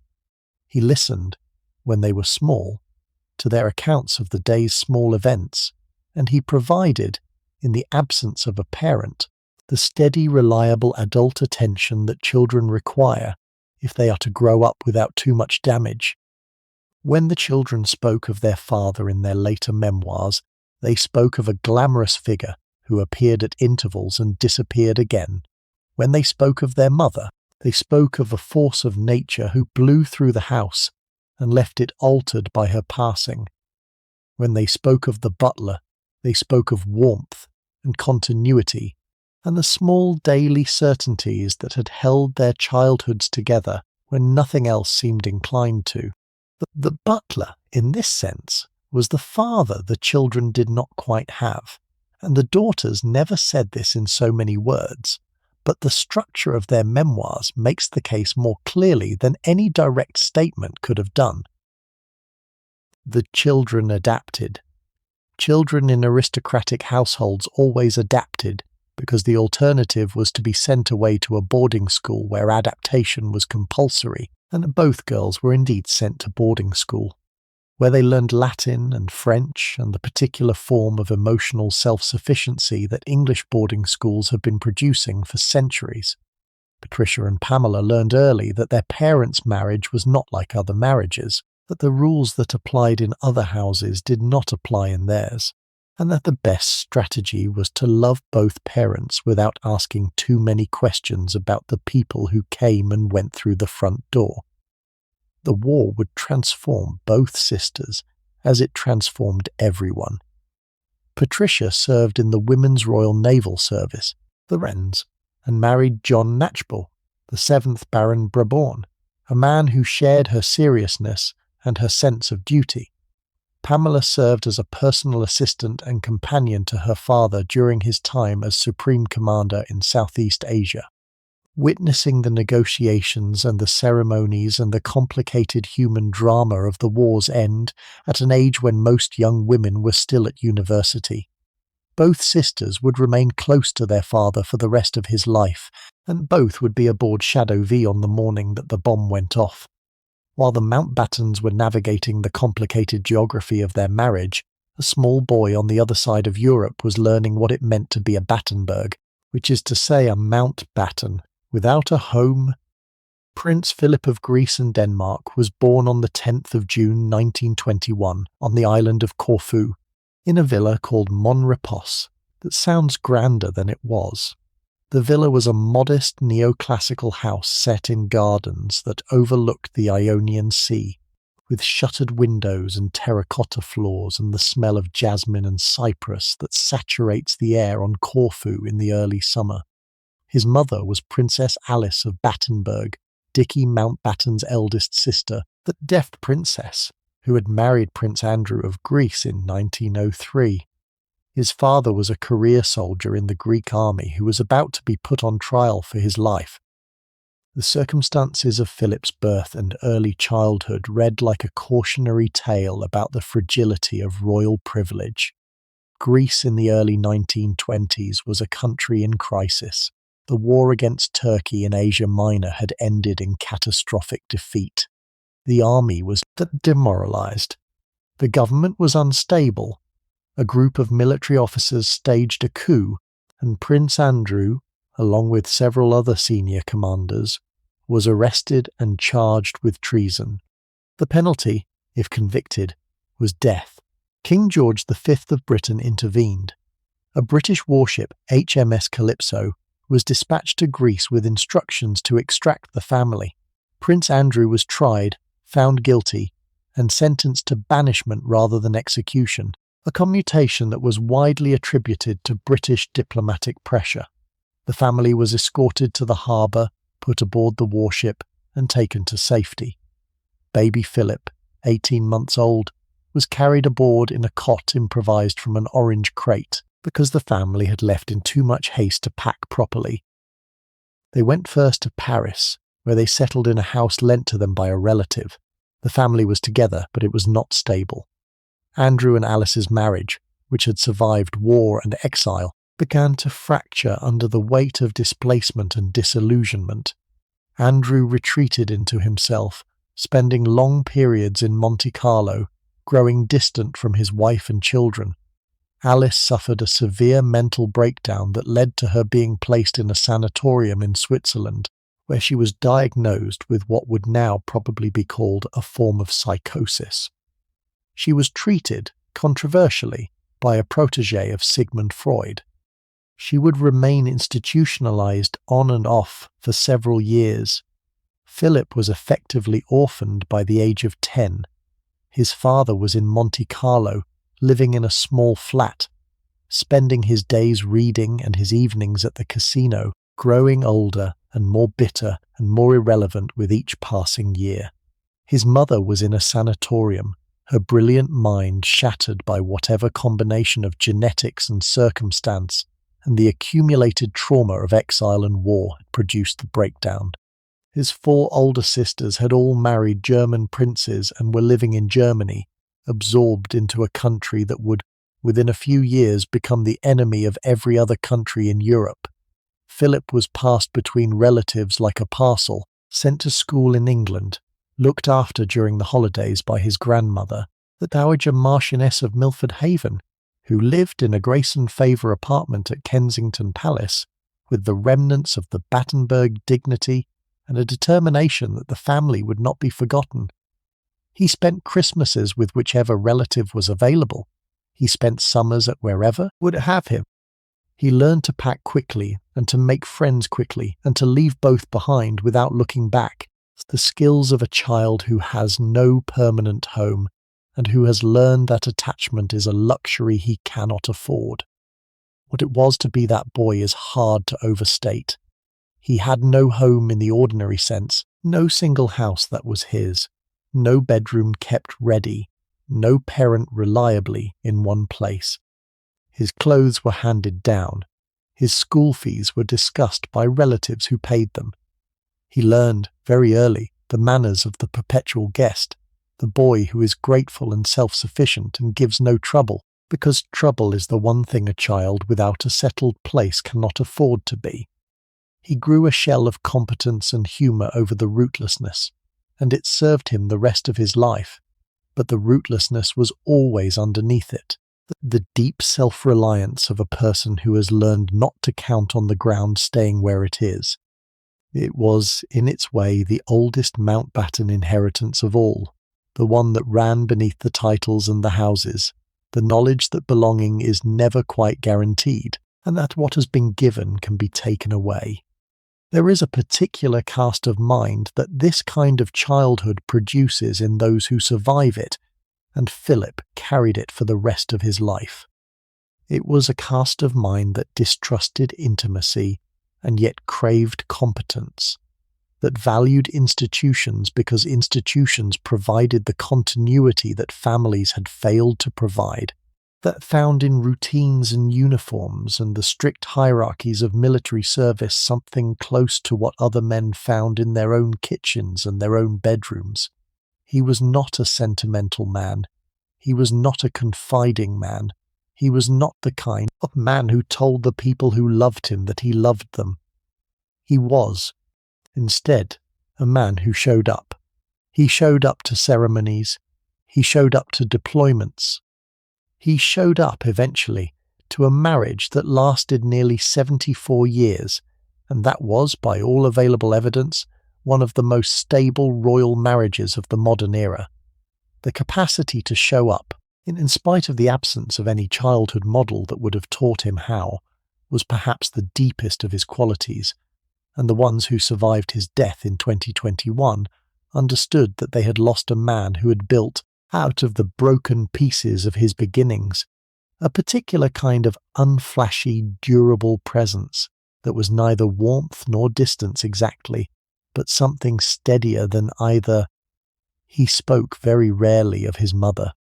The few records of his comments about Alice that survive are short, dry, and the more affecting for their dryness. He once said, when asked about her years in the sanatorium, that one simply gets on with things. The phrase is the kind of thing that an Englishman of his generation said when the alternative was to weep, and the not weeping was itself an inheritance, a thing his mother had taught him by surviving what she had survived, and by being, at the end of her life, a small black-clad nun in Athens running her own religious order with the same competence with which his grandmother Victoria had run a household in Hesse. The line of these women, Julia, Victoria, Alice, runs through Philip's life like a quiet underground river, and he drew from it the steadiness that his outward biography did not always seem to explain. He was sent to Cheam Preparatory School, and then to Salem School in Germany, which was run by Kurt Hahn, a Jewish educator whose progressive methods would later influence the curriculum at Gordonstoun. When the Nazis came to power, Hahn was arrested, and Philip was transferred to Gordonstoun in Scotland, where Hahn had re-established his school. Philip thrived there. The cold showers and the long runs and the emphasis on physical endurance suited a boy who had already learned that the world was not a comfortable place. The best response to discomfort was to become harder than whatever was pressing against you. His uncle, Dickie Mountbatten, was increasingly present in his life, and increasingly strategic about the role that Philip might play in the family's future. Dickie paid for Philip's education. He introduced him to the right people. He guided his career toward the Royal Navy, the same institution that had made and broken his own father.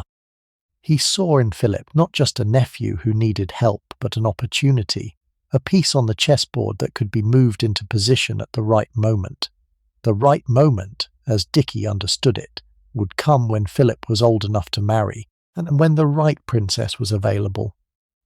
Philip entered the Royal Naval College at Dartmouth in 1939, following in the footsteps of his uncle and his grandfather, entering the same institution that had shaped the Battenberg men for 3 generations. He was 18 years old, stateless, essentially homeless, carrying a Greek passport that belonged to a country he barely remembered, and a name that connected him to half the royal houses of Europe, none of which wanted him particularly. The princess, as it happened, was already waiting. Her name was Elizabeth. She was the eldest daughter of the Duke of York, who would become King George VI. She was 13 years old when she met Philip at the Royal Naval College during a royal visit in July 1939. And according to every account of that meeting, including the account of her governess Marion Crawford, she fell in love with him on the spot and never fell out.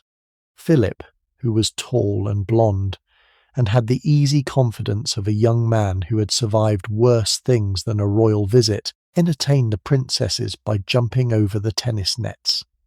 Elizabeth watched. She could not stop watching. The governess noticed. The king noticed. Philip, characteristically, did not notice until much later.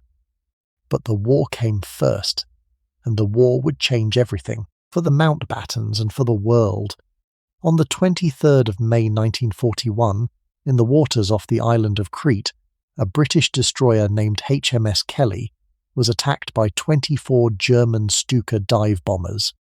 The Kelly had been Mountbatten's ship since 1939, and she had already survived more punishment than most destroyers endured in an entire war.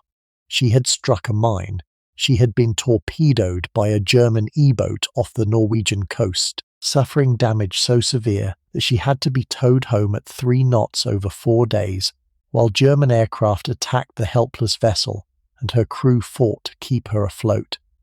She had been in a collision with another destroyer. She had been repaired and sent back to sea each time because the Navy could not afford to lose ships and because Mountbatten could not afford to lose the command that was making his reputation. Off Crete on that May morning, the Kelly was part of a small force supporting the evacuation of British and Commonwealth troops from the island. The German air attacks came in waves. The Kelly's sister ship, HMS Kashmir, was hit first, torn apart by a 1,000-pound bomb that broke her in half. Then the Stukas turned on the Kelly. The ship was hit, she capsized, and she sank in the warm blue sea of the Mediterranean, taking 130 of her crew with her. The survivors, including Mountbatten, clung to wreckage and life rafts while German aircraft strafed the sea around them. HMS Kipling eventually picked up the survivors. Mountbatten was still on the bridge when the ship flipped over. He was dragged underwater by the suction of the sinking vessel, surfaced in the debris field among the dead and the dying, and swam to a life raft where he took command of the rescue operation with the calm authority of a man who had been preparing for exactly this moment his entire career. He went around and shook hands with each survivor before they were transferred to the rescue ship, a gesture that the men who were there remembered for the rest of their lives. Imagine that gesture for a moment, because it is worth imagining slowly. The water around them is warm and strewn with wreckage. More than half the crew is already lost. The men in the rafts are oil-soaked and exhausted, many of them hurt, all of them aware of how much they have lost, and that the German aircraft above them have not finished. The destroyer that has come to pick them up is hanging back at a distance, because the bombers are still circling, and every minute in the open is a minute the next attack might come. The captain of the rafts is 40 years old. He is the senior survivor. He is also, as the men in the water know by now, a member of the British royal family.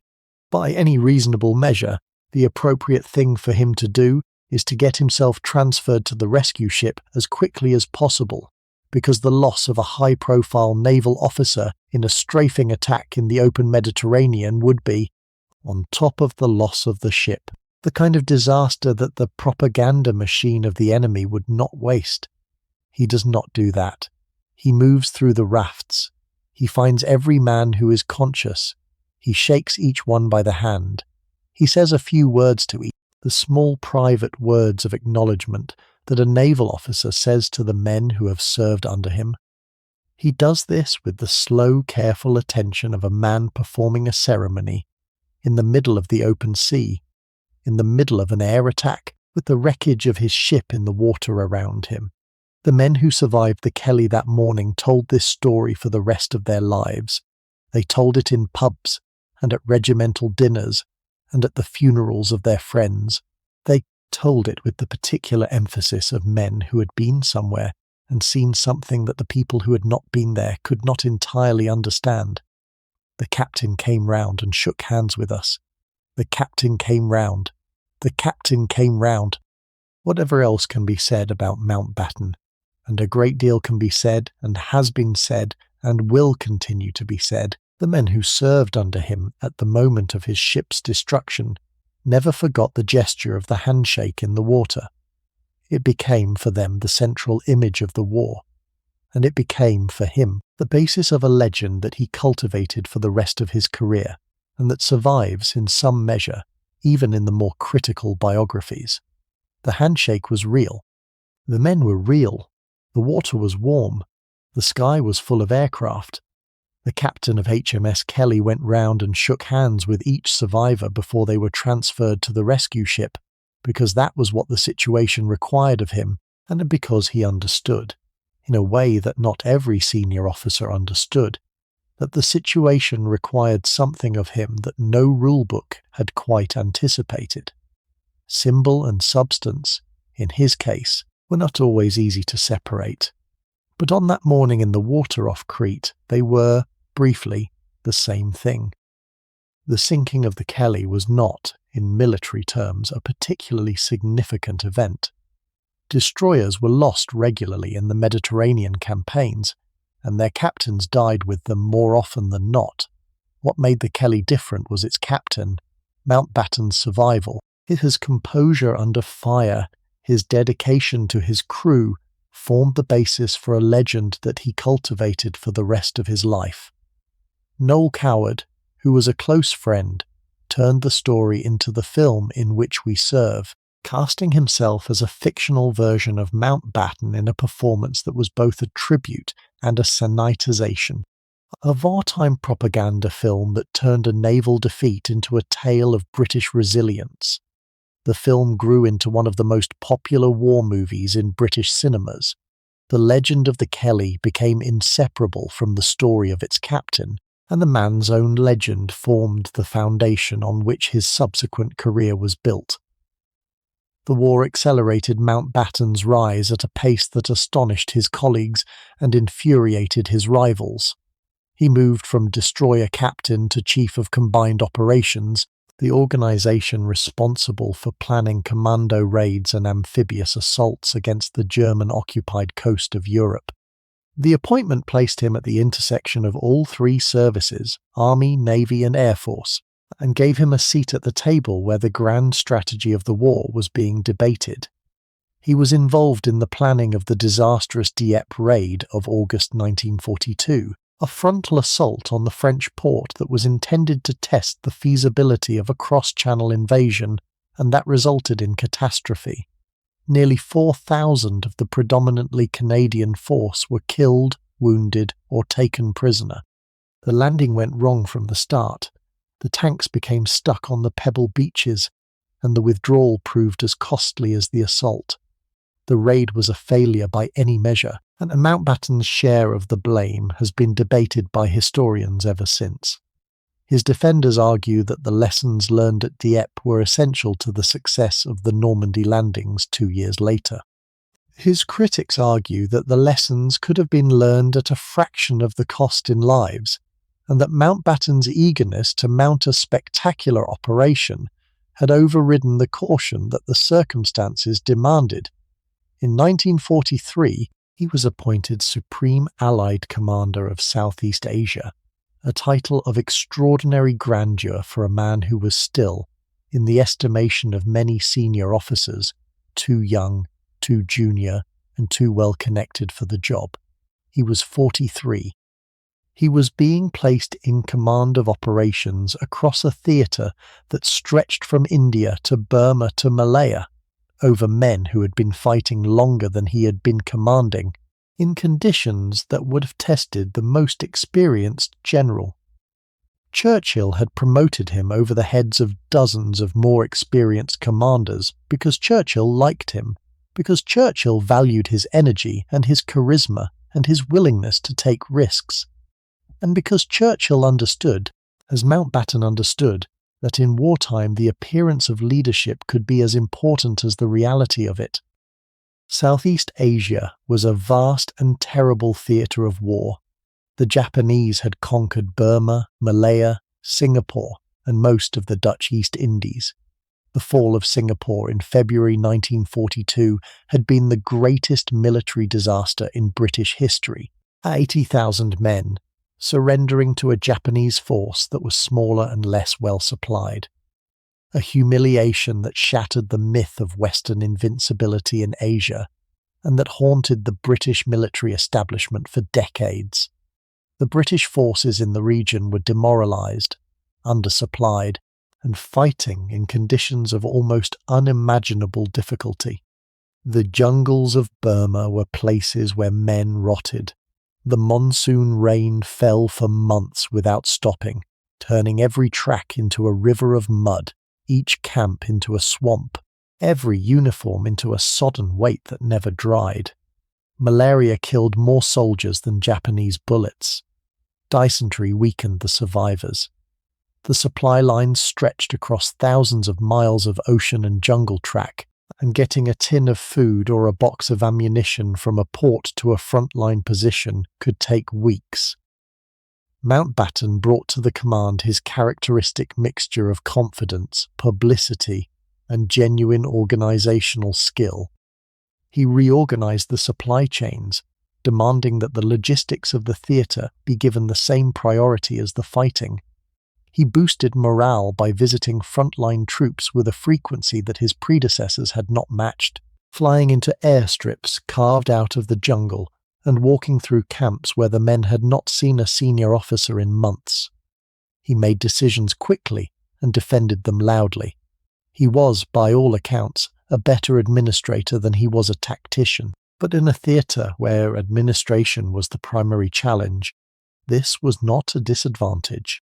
He clashed with his American counterpart, General Joseph Stilwell, who considered Mountbatten a dilettante and who resented the British for prioritising the reconquest of their colonial territories over the wider strategic objectives of the Allied war effort. The clash was partly personal, the blunt American general against the polished British aristocrat, and partly strategic, reflecting genuine disagreements about how the war in Asia should be fought. Mountbatten handled Stilwell with the diplomatic skill that was his greatest professional asset, smiling when he wanted to shout, agreeing in principle while differing in practice, maintaining the alliance by force of charm when force of argument was insufficient. The headquarters at Kandy and Ceylon, where Mountbatten established his command, occupied a series of buildings in the botanical gardens, set among the towering trees and the orchids and the slow, heavy heat of the Central Highlands. The rooms had been requisitioned and filled with maps and signal equipment, and the long deal tables on which the operations officers spread their plans. The maps were the most striking feature of the place. They covered every wall. They covered the floors of the briefing rooms when there was no other surface large enough. They showed Burma in the kind of detail that only a war could produce, every village and track, each river crossing and elephant trail, marked with the small coloured pins that indicated where Allied forces stood and where the Japanese were thought to be standing. The information was always provisional. The Japanese moved, The British moved. The pins were rearranged each evening by a young officer whose only job for the duration of the war was to keep the maps current. Mountbatten worked in this environment with an energy that astonished his staff. He arrived at his desk at 7:30 in the morning. He read the night signals over a cup of tea brought by a Sinhalese servant who had been with the headquarters since the British colonial administration had occupied the same buildings for purposes that, in 1944, seemed to belong to a different century. He held briefings. He visited units. He flew, in small, unreliable aircraft, into airstrips that had been carved out of the jungle the day before, and that might be unusable the day after. He landed in places where the men had not seen a senior officer for months, and he walked among them with the practiced attentiveness of a man who understood that morale, at the level of the individual soldier in the individual jungle camp, was the most fragile and the most indispensable resource the war required. The American officers attached to the headquarters watched all of this with a mixture of admiration and irritation. They admired the energy. They admired the willingness to fly into difficult places. They were irritated by the polish, by the perfect uniforms even in the heat, by the ceremonial air that Mountbatten brought to every meeting and every meal. Stillwell, who was the most prominent of them, called him in private the most charming man he had ever met and the most useless. The judgment was unfair.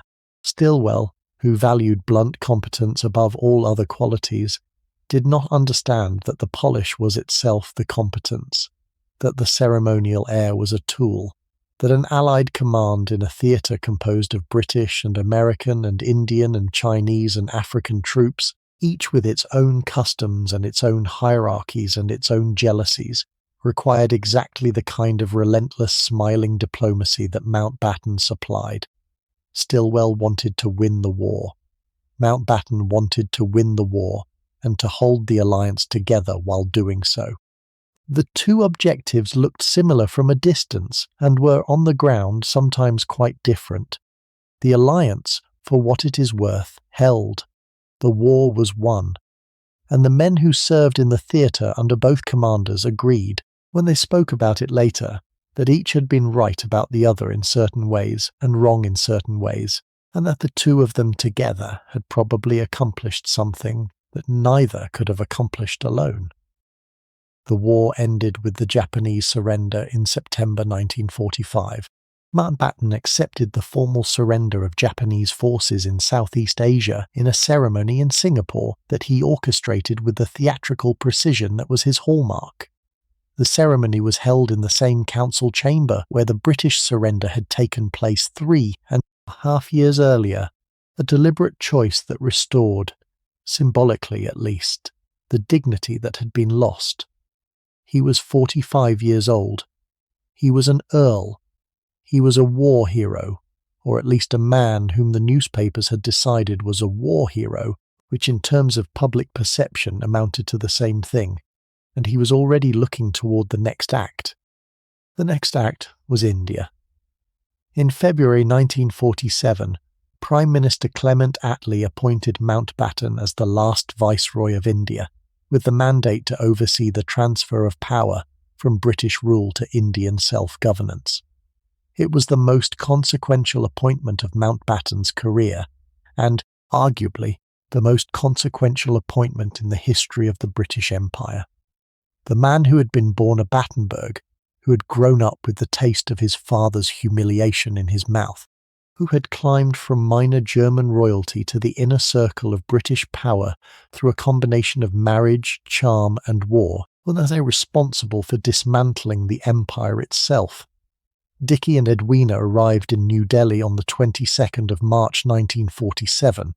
The Viceroy's house, designed by Edwin Lutyens and completed only 16 years earlier, was a palace of staggering proportions, 340 rooms, a staff of thousands, gardens that stretched across acres of irrigated lawn in a city where water was precious and the temperature regularly exceeded 100 degrees.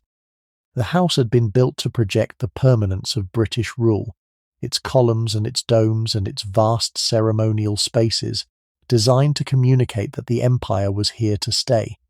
The irony of its newest occupant's mission, to close the house and hand it over, was lost on no one.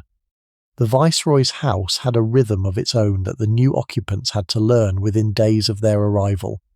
The day began at dawn because the heat made any later start unworkable. The servants moved through the corridors before sunrise, opening shutters, lighting the small kitchen fires that would provide the breakfast tea. The water carriers had already been at work for hours, hauling water from the cisterns to the household reservoirs, because the supply was unreliable and a household of this size could not afford to find itself short. The gardeners had been at work since first light, watering the lawns and the rose beds and the flowering shrubs that gave the gardens their particular character of impossible English greenery in the middle of an Indian plain. By the time the Mountbattens came down to breakfast in the small private dining parlour overlooking the south garden, the entire machinery of the house was already in motion around them, invisible and continuous, like the works of a great clock. Edwina took to the rhythm with an immediate competence that surprised the household staff. She knew the names of the senior servants within a week. She knew the names of the junior servants within a month. She walked into the kitchens. She walked into the laundries. She walked into the outbuildings where the staff lived with their families, and she saw, with the practical eye she had developed in her humanitarian work, that the conditions were inadequate, and that something would have to be done about them. The previous viceroys' wives had not done these things. The previous viceroys' wives had occupied the formal reception rooms and the morning rooms, and had supervised the household at a polite distance. Edwina did not believe in polite distance. She walked through the kitchens. She talked to the cooks. She asked the head bearer, in front of her own staff, and his, what they actually needed. And she listened to the answer with the careful attention that was, in her later years, her most consistent quality. Dickie's days, by contrast, were spent in the formal reception rooms and the council chambers, in meetings that ran for hours, with men who were trying to tell him things he did not want to hear, and to extract from him commitments he was not in a position to make. He worked with an intensity that exhausted his staff. He held his temper with men who had every intention of provoking it. He smiled, in particular, at Jinnah, who did not smile back. The work was the most demanding of his career, and the cost of it was visible in the lines that began to appear on his face during the hot months of 1947, and that did not, after the work was done, ever entirely smooth out again. India was on the brink. The demand for independence, which had been building for decades, had become irresistible. The question was no longer whether the British would leave, but how, and how quickly, and what would be left behind when they were gone. The Indian National Congress, led by Jawaharlal Nehru, wanted a united secular India. The Muslim League, led by Muhammad Ali Jinnah, wanted a separate Muslim state. The two positions were irreconcilable, and the violence that had been simmering beneath the surface of Indian politics was beginning to erupt into the streets. Calcutta had already burned. In August 1946, the Direct Action Day, called by the Muslim League, had triggered riots that killed 4,000 people in 4 days. The violence had spread to Bihar, to the Punjab, to the United Provinces, each outbreak feeding the next in a cycle of reprisal and counter-reprisal that threatened to consume the entire subcontinent. The British forces in India were insufficient to maintain order. The Indian police were divided along the same communal lines that divided the population. The civil service was crumbling.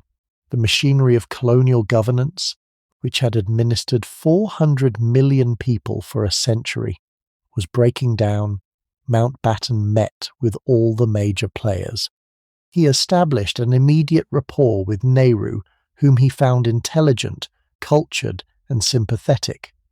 He found Jinnah cold, rigid, and impossible to charm, a failure of diplomacy that some historians believe coloured his subsequent decisions.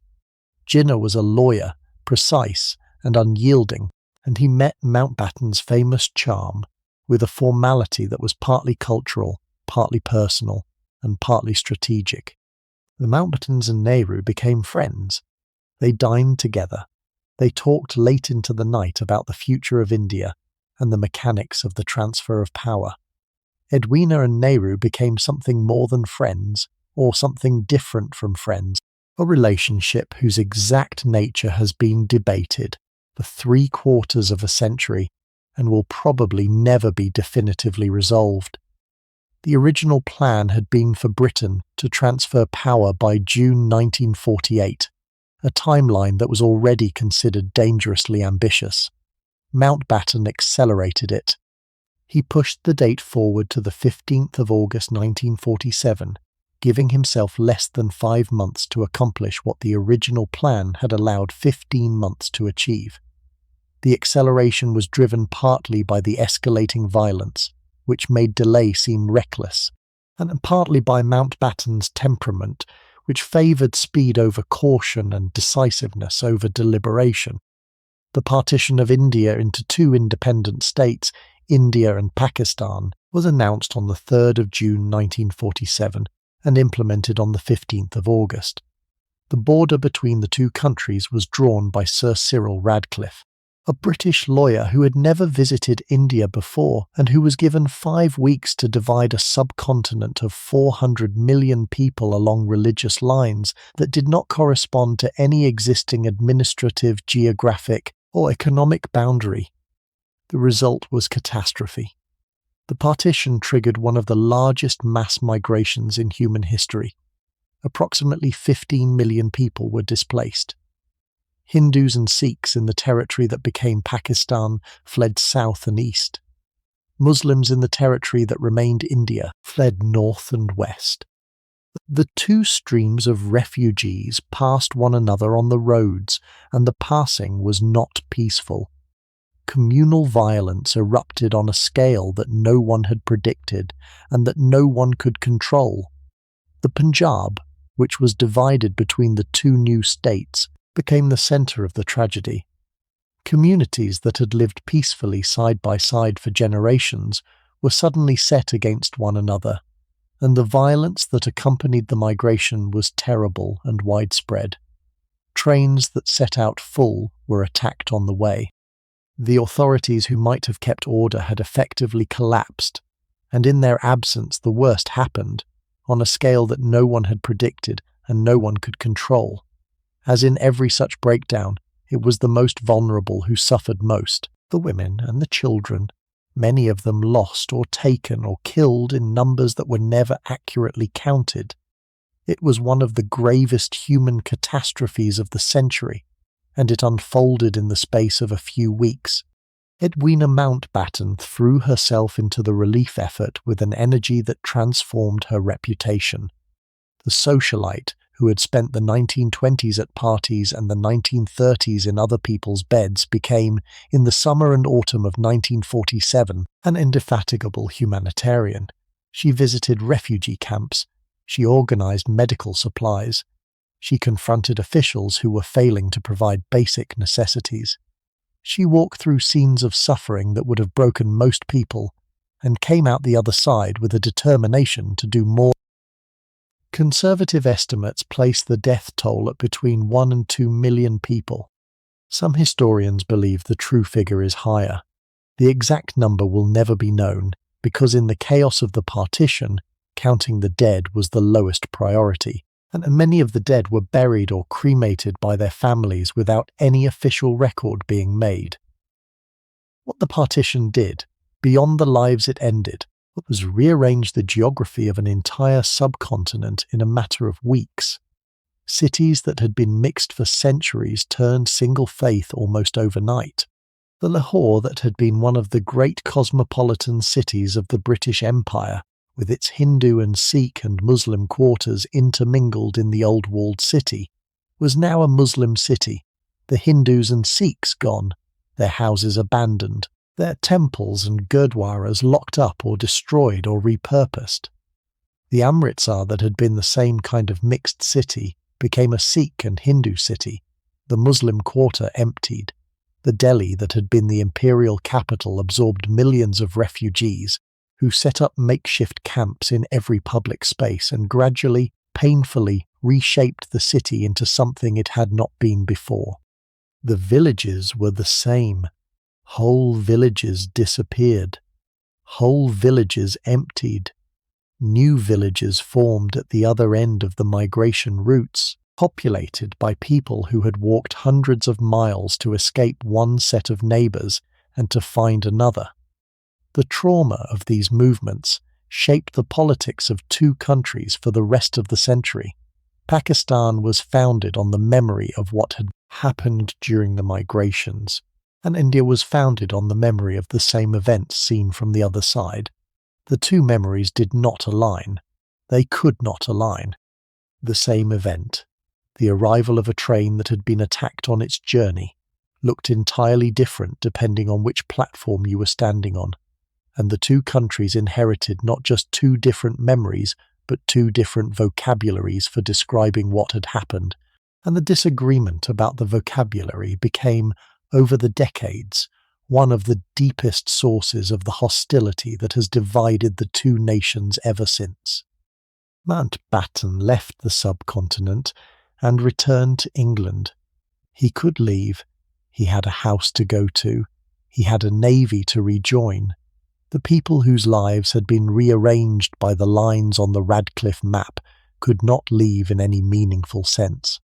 They could only continue to live inside the new boundaries that had been imposed on them, and to raise their children inside those boundaries, and to pass on, to those children and grandchildren, the memory of what had happened in the autumn of 1947, when the lines were drawn and the trains began to run. Mountbatten's role in the catastrophe has been the subject of fierce historical debate ever since.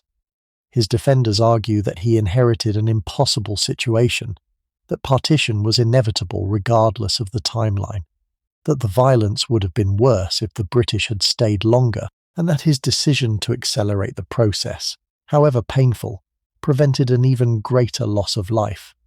His critics argue that the rushed timeline was reckless, that the border was drawn with criminal negligence, that Mountbatten was more interested in his own legacy than in the lives of the people whose fate he was deciding, and that his personal friendship with Nehru compromised his impartiality and tilted his decisions in India's favour at Pakistan's expense. Both arguments contain truth.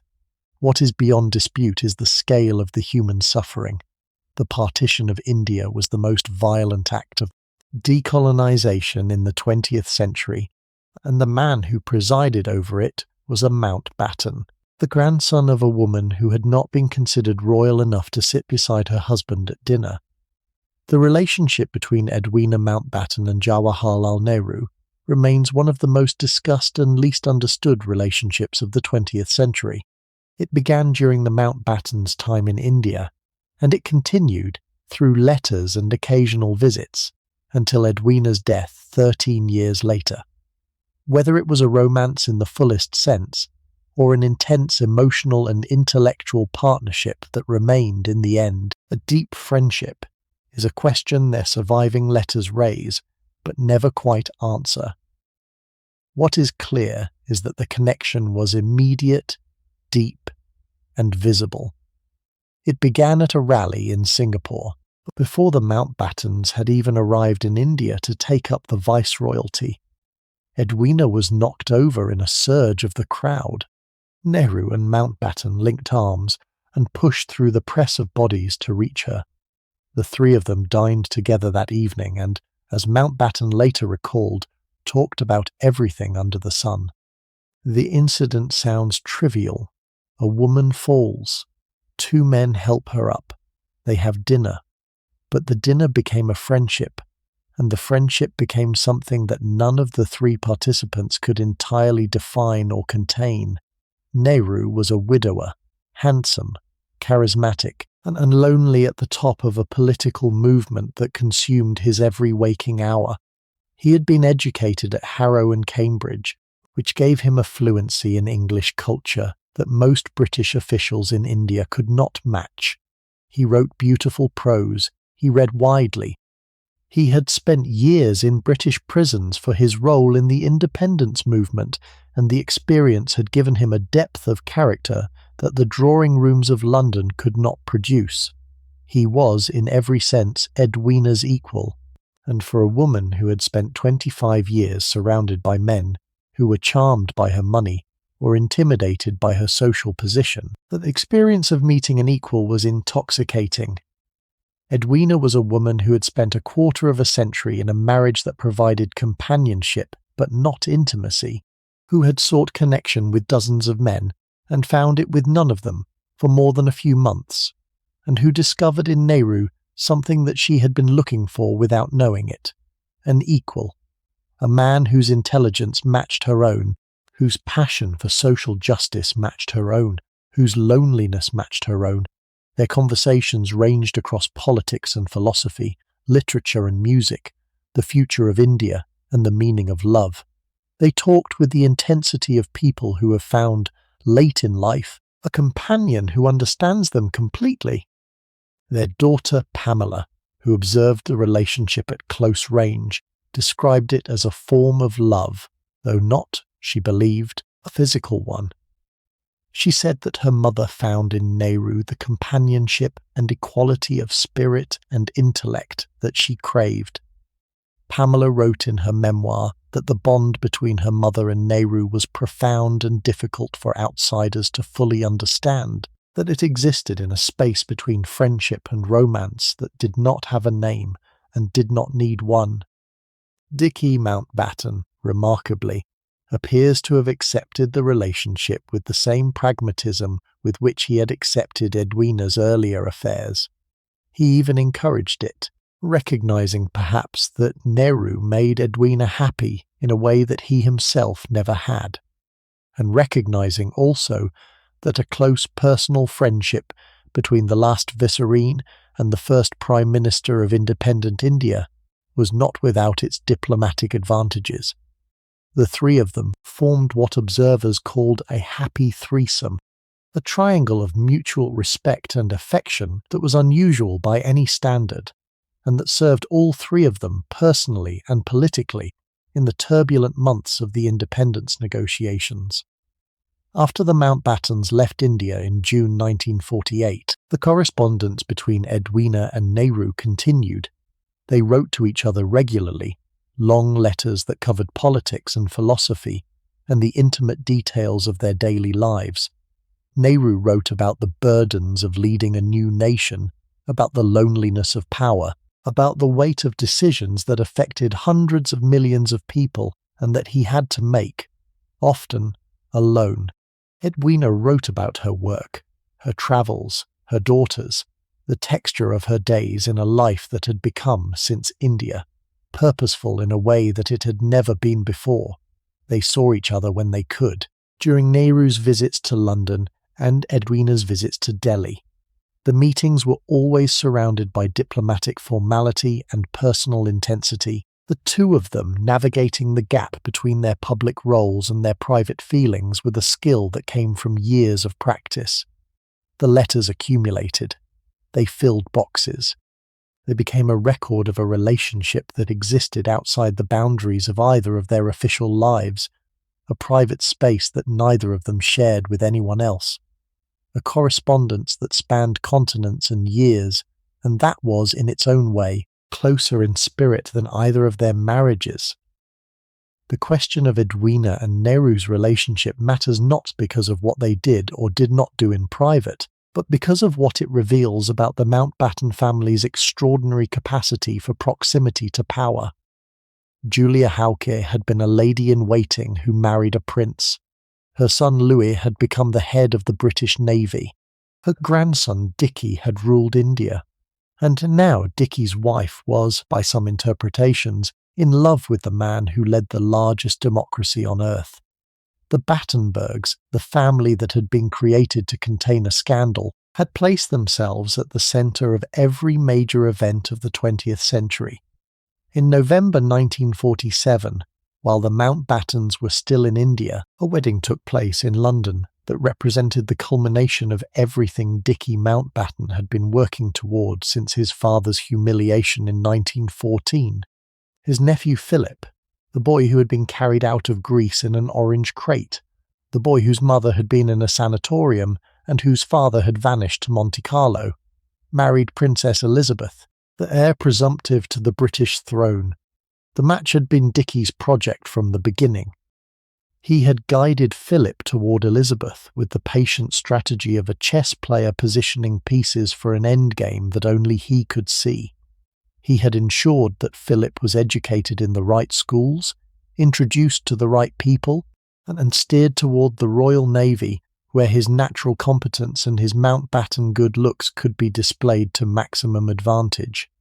He had watched as Elizabeth fell in love with Philip during that visit to Dartmouth in 1939, and he had done everything in his power to ensure that the love survived the war and the doubts of Elizabeth's parents and the opposition of courtiers who considered Philip too foreign, too poor, and too Mountbatten for a future queen. Philip had to sacrifice his identity to make the marriage possible. He renounced his Greek and Danish titles. He converted from Greek Orthodoxy to the Church of England, a change that was more political than spiritual, a pragmatic adjustment to the requirements of a dynasty that headed the established church. He became a naturalized British citizen and adopted the surname Mountbatten, the name of his mother's family. The English name that had replaced the German name that had replaced the nothing that Julia Hauke had been before the Grand Duke of Hesse created her a countess. The layers of reinvention were dizzying. A Greek prince became a British citizen with a German name disguised as an English one, marrying into a British royal house whose own German name had been disguised as an English one 30 years earlier. He also had to leave behind the life he had built in the Navy. Philip had served with distinction during the war, commanding a motor torpedo boat and participating in the Allied landings in Sicily. He had been mentioned in dispatches. He had earned the respect of his fellow officers through competence and bravery, not through his connections, and the respect mattered to him, because it was the first thing he had earned entirely on his own merits, without the assistance of his uncle or the accident of his birth. The wedding took place at Westminster Abbey on the 20th of November 1947. Britain was still deep in the grip of post-war austerity. Rationing was in effect. Bread, which had not been rationed during the war, was rationed now. The shops were empty. The bomb damage was still visible in the streets of London. The wedding was intended as a national celebration, a moment of joy in a grey and exhausted country. And the crowds that gathered outside the abbey were enormous. Thousands of people standing in the cold November air to catch a glimpse of the princess and her handsome sailor. 2,000 guests attended. 200 million people listened on the radio. The bride wore a gown designed by Norman Hartnell, decorated with 10,000 seed pearls, paid for with ration coupons because the royal household was subject to the same restrictions as everyone else. Though the princess had been granted an additional 100 coupons by the government for the purpose, women from all over the country had sent in their own coupons as gifts, a gesture that was touching, but that had to be returned because the coupons were not transferable. The groom's German relatives, including Philip's 3 surviving sisters who had married German princes, were not invited, because the wounds of the war were still too fresh, and the sight of German princesses in Westminster Abbey would have caused a public uproar. Philip bore this exclusion without visible complaint, but the pain of it was evident to those who knew him. His sisters had raised him when his parents could not. They had loved him when the rest of the world had been indifferent, and they were barred from his wedding because of who they had married. Dicky Mountbatten watched the ceremony with the satisfaction of a man who had achieved what he had set out to achieve. His nephew was marrying the future queen. The Mountbatten blood, the Battenberg blood, the blood of Julia Hauke, the countess who was not royal enough, was about to enter the direct line of succession to the British throne. The family that had started with a forbidden marriage in a borrowed church in Silesia had, in 3 generations, placed itself at the heart of the most famous monarchy in the world. But the victory, when it came, was not as complete as Dicky had hoped. On the 6th of February 1952, King George VI died in his sleep at Sandringham. His elder daughter Elizabeth became queen at the age of 25. She was in Kenya at the time, staying at the Treetops Hotel, and the news was brought to her by her husband Philip, who had been told by his equerry, who had heard it on the radio. The new queen flew back to London and began the process of assuming the crown. Almost immediately, a question arose that would cause more private anguish in the royal family than any public crisis of the reign. What would the royal house be called? Philip assumed that the house would be renamed Mountbatten, following the tradition by which a woman who married took her husband's name and the dynasty that followed took the name of the male line. It was, he believed, a simple matter of custom. In every other family in the country, the children took their father's name. Why should the royal family be different? Dicky Mountbatten, who had been working toward this moment for 30 years, was exultant. He reportedly declared at a dinner party that the House of Mountbatten now reigned, a statement of breathtaking presumption that reached the ears of Queen Mary, the Dowager Queen, and of Winston Churchill, the Prime Minister, and that produced a reaction of volcanic fury in both. Queen Mary was 84 years old. She was frail, she was dying, and she was not prepared to see the name Windsor, which her husband George V had created in 1917 as an act of wartime patriotism, replaced by the name of a family that she still, privately, considered to be minor German nobility with ideas above their station. The Battenbergs, in Queen Mary's view, had been tolerated because they were useful, and because Victoria had been fond of them. But they were not Windsors, and they were not going to become Windsors, simply because one of their number had been clever enough to marry the heir to the throne. She summoned the cabinet secretary and made her feelings known in terms that left no room for ambiguity. Churchill agreed. The old Prime Minister, who had known the Mountbattens for decades and who respected Dicky's wartime service while privately considering him a showman, was adamant that the name would remain Windsor. The issue was discussed in Cabinet. It was discussed in Parliament. The weight of the establishment came down firmly on the side of continuity. On the 9th of April 1952, 2 months after her accession, the Queen declared in council that she and her children would be styled and known as the House and Family of Windsor. The Mountbatten name was excluded from the dynasty. Philip's blood would flow through the royal line, but his name would not. The decision was communicated to Philip in the small, stiff way that such decisions were communicated within the royal household. Nobody sat down with him to explain it. Nobody asked him how he felt about it. The decision was simply made in Cabinet, with the agreement of the Queen and the advice of the Prime Minister and the firm view of the Dowager Queen Mary, and Philip was informed of it as a matter of established fact. He was expected to accept it. He did, in the formal sense, accept it. He was a naval officer. He understood orders.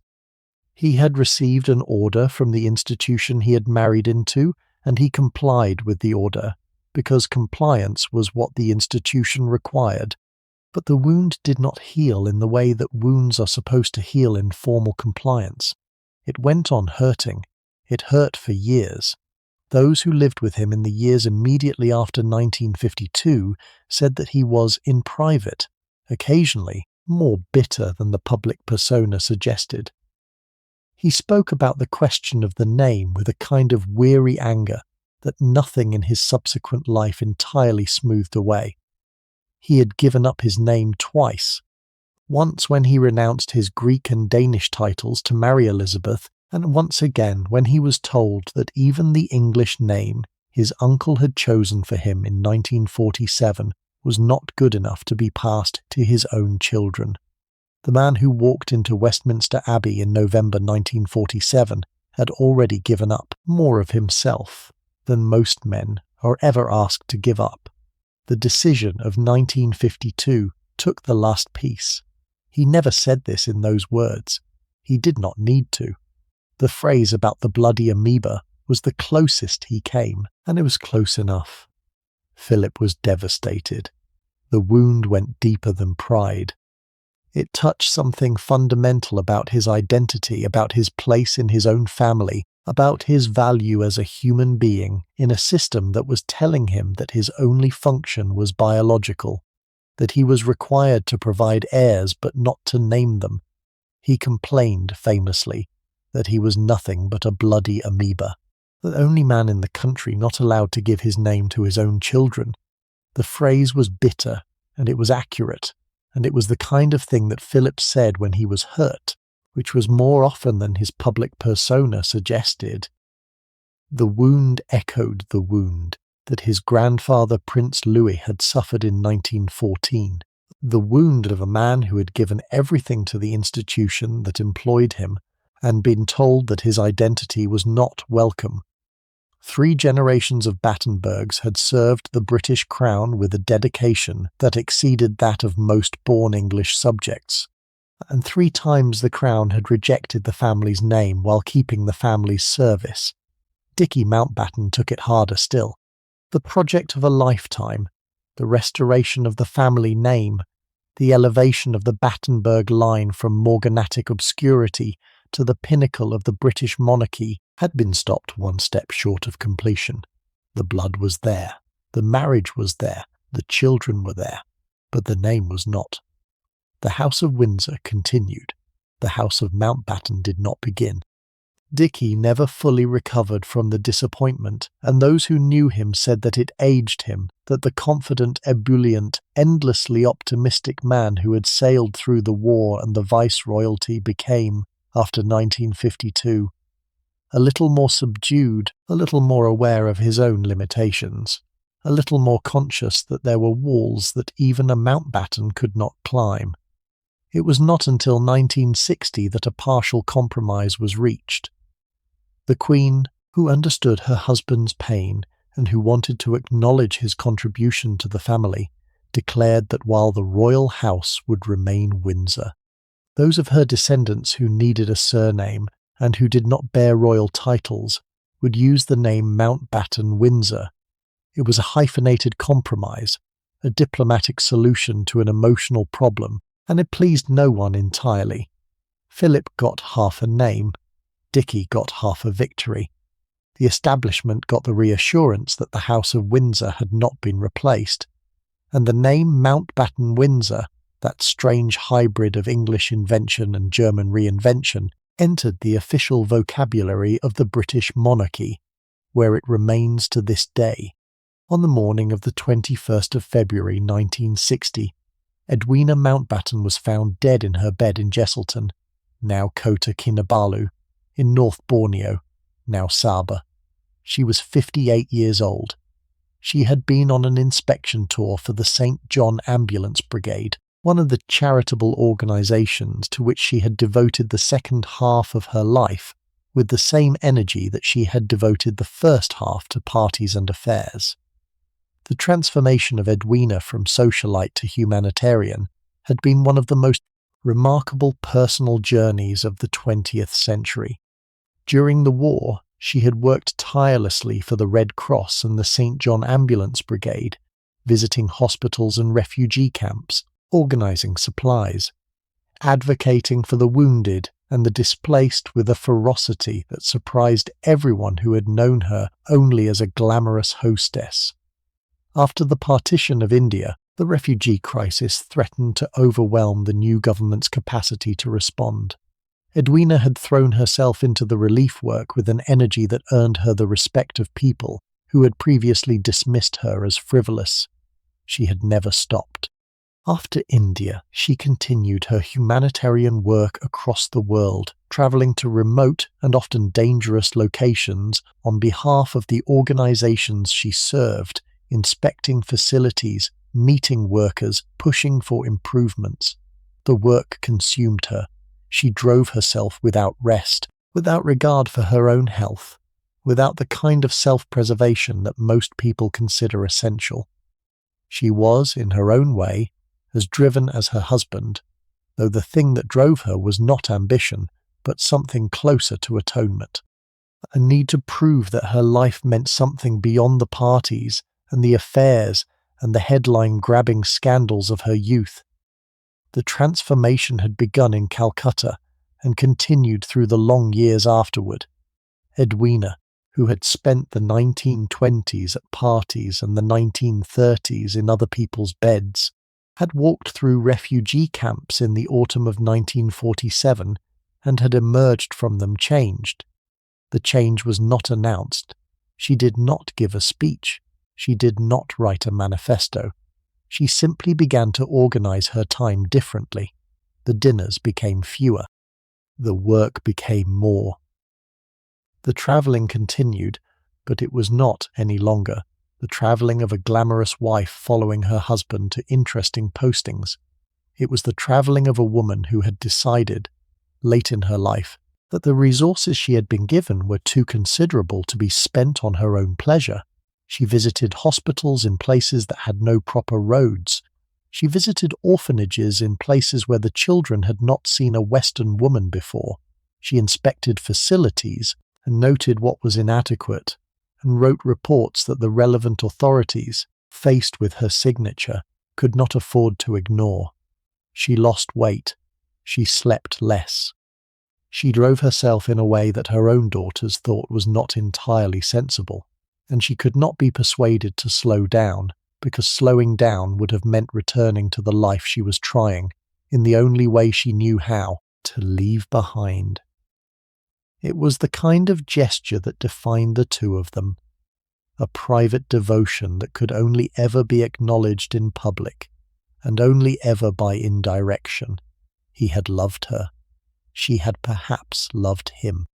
The two of them had built, in the space between their public roles and their private feelings, a friendship that had no proper name, and that has not, in the 70 years since their deaths, found one. The marigolds floated, the Indian sailors saluted, the British ship had gone home, and in the Bay of Bengal, on a beach somewhere south of Madras, in a refugee camp 1,000 miles from the place where Edwina had died, someone who had received a blanket from her in 1947 might have looked up that day and known nothing about the small ceremony in a foreign sea, and gone back to whatever she was doing, because Edwina's gift had not required her to know. Her assistant entered her room in Jesselton and found her cold. The cause of death was never definitively established. She had looked tired in recent weeks. She had been complaining of feeling unwell. She was 58, which was not young but was not old, and the suddenness of her death suggested something catastrophic.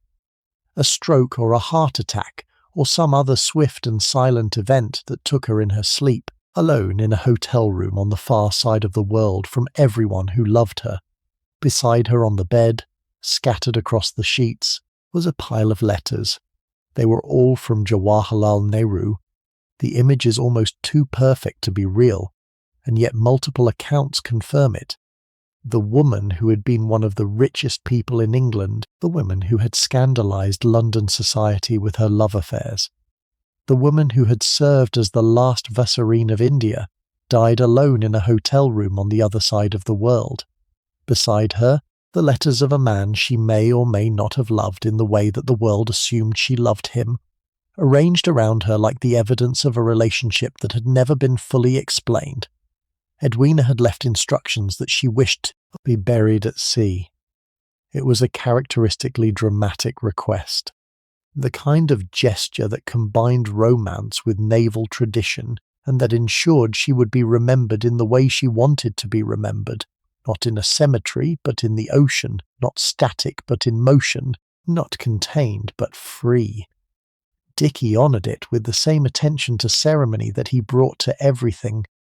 On the 25th of February, her coffin was taken aboard HMS Wakeful at Portsmouth. The Archbishop of Canterbury officiated. Dicky and their daughters Patricia and Pamela stood on the deck.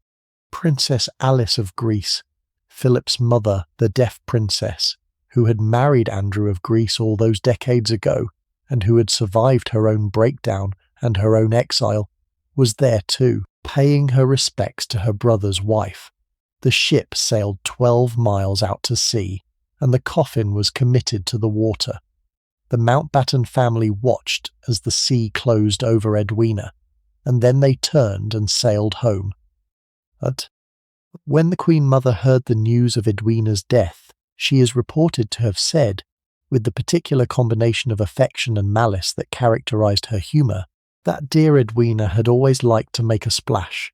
What happened next was the gesture that defined the relationship between Edwina and Nehru more eloquently than any letter or any photograph or any historian's speculation. When the British ship had departed, an Indian naval frigate, INS Trishul, quietly took its place at the spot where Edwina had been buried. On Nehru's personal instructions, the Indian sailors scattered marigolds on the waves.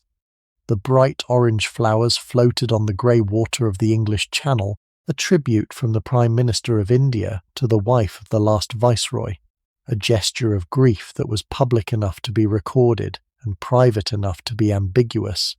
Like everything else about their relationship, Nehru himself would die 4 years later, in 1964. And the letters that he and Edwina had exchanged would become the subject of political controversy in India for decades to come, claimed by some as evidence of impropriety and by others as evidence of nothing more than friendship. The letters have never been fully published. The boxes that contain them remain contested property. The truth, whatever it is, lies in those boxes, and the boxes remain closed. The boxes are real. They exist. They sit in archives that have, over the decades, been the subject of legal proceedings, family disagreements, and the occasional polite negotiation between governments. Some of the letters have been quoted in biographies. Some have been seen by a small number of historians. Most have not been published.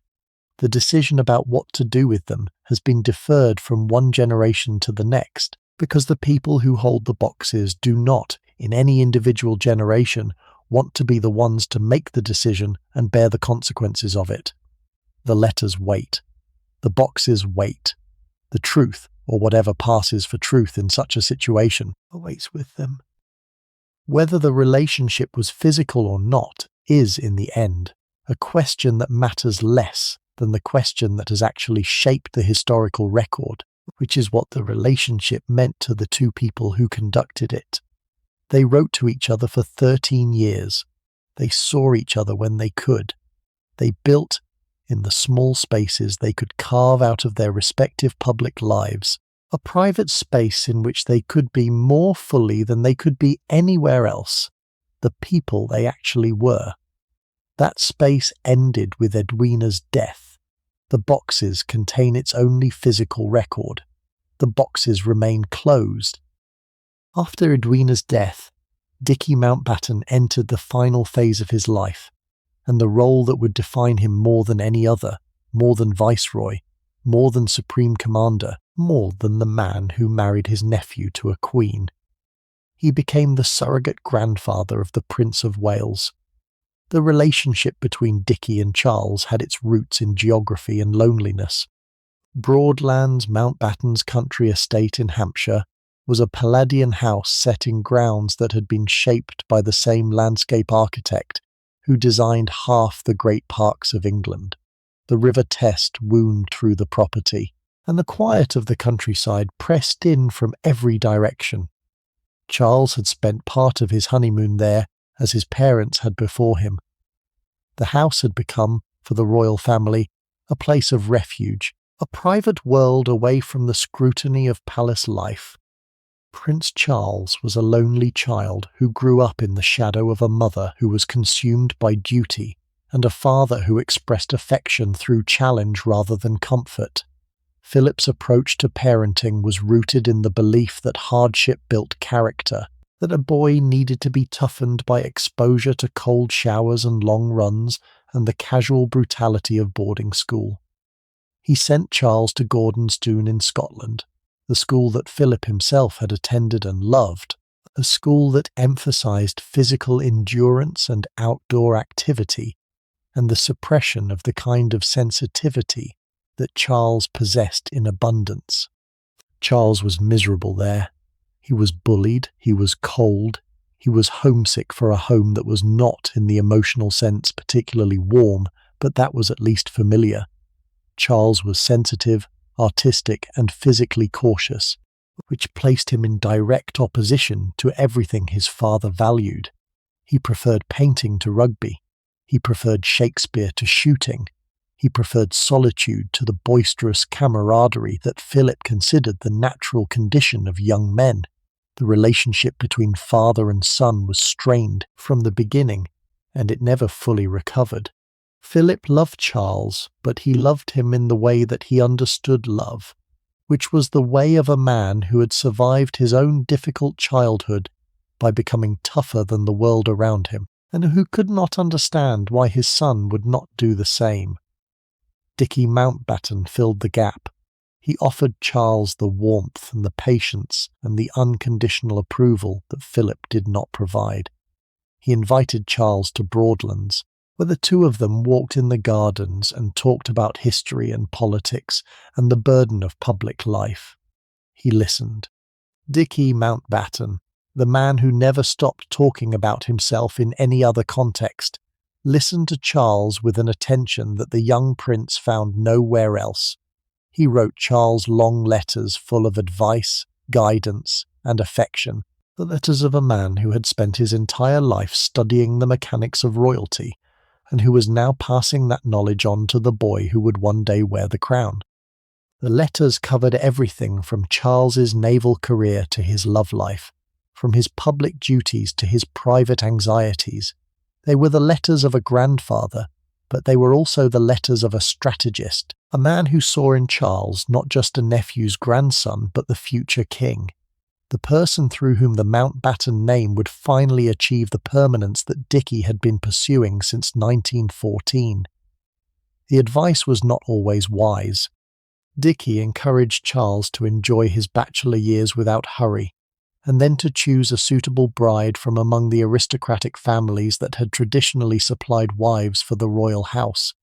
He specifically advised Charles against marrying a woman with a complicated past, counsel that reflected the attitudes of an earlier generation, and that would prove spectacularly irrelevant to the choices Charles eventually made. Dickie also had a candidate in mind for Charles's bride. His granddaughter, Amanda Knatchbull, Patricia's daughter, was the same age as Charles and moved in the same circles. She was intelligent and beautiful, and she understood the particular demands of royal life because she had grown up on the edge of it, close enough to see its burdens and far enough away to choose whether to accept them. A marriage between Charles and Amanda would have completed the Mountbatten project once and for all, placing the Battenberg blood not just in the royal line, but on the throne itself. The great-great-granddaughter of Julia Hauke, becoming the Queen of England. It was the ultimate ambition of a family that had been climbing for 125 years, the final move in a chess game that had begun in Breslau in 1851. Charles considered it. He and Amanda were fond of each other. They had grown up together, spending holidays at the same country houses, attending the same events, sharing the understanding of privilege and duty that was the common language of their world. The match was possible. It was, from Dickie's perspective, more than possible. It was destined. The old man talked about it with the certainty of a prophet who has seen the future and found it satisfactory. What? But destiny, as the Mountbattens had learned before, could be interrupted, and this time the interruption would be final. On the morning of the 27th of August 1979, a bank holiday Monday, Lord Mountbatten left Classiebawn Castle in Mullimore, County Sligo, on the west coast of Ireland, and drove the short distance to the local harbour where his fishing boat, Shadow V, was moored. Classiebawn Castle stands on a headland above the Atlantic, a grey Victorian pile with turrets and crenellations that were added purely for aesthetic effect. The kind of castle that the Victorians built when they wanted their houses to look medieval without actually being medieval. It had come to the Mountbattens through Edwina's family, and Dickie had been spending summers there for decades. The castle looked out over Donegal Bay, where the Atlantic rollers came in from the west and broke against the rocks in lines of white foam, and on clear days you could see the cliffs of Slieve in the distance, purple and grey against the sky. Mullimore itself was a small fishing village of a few hundred people, the kind of place where everyone knew everyone, and the rhythm of life was set by the tides and the seasons and the comings and goings of the fishing boats.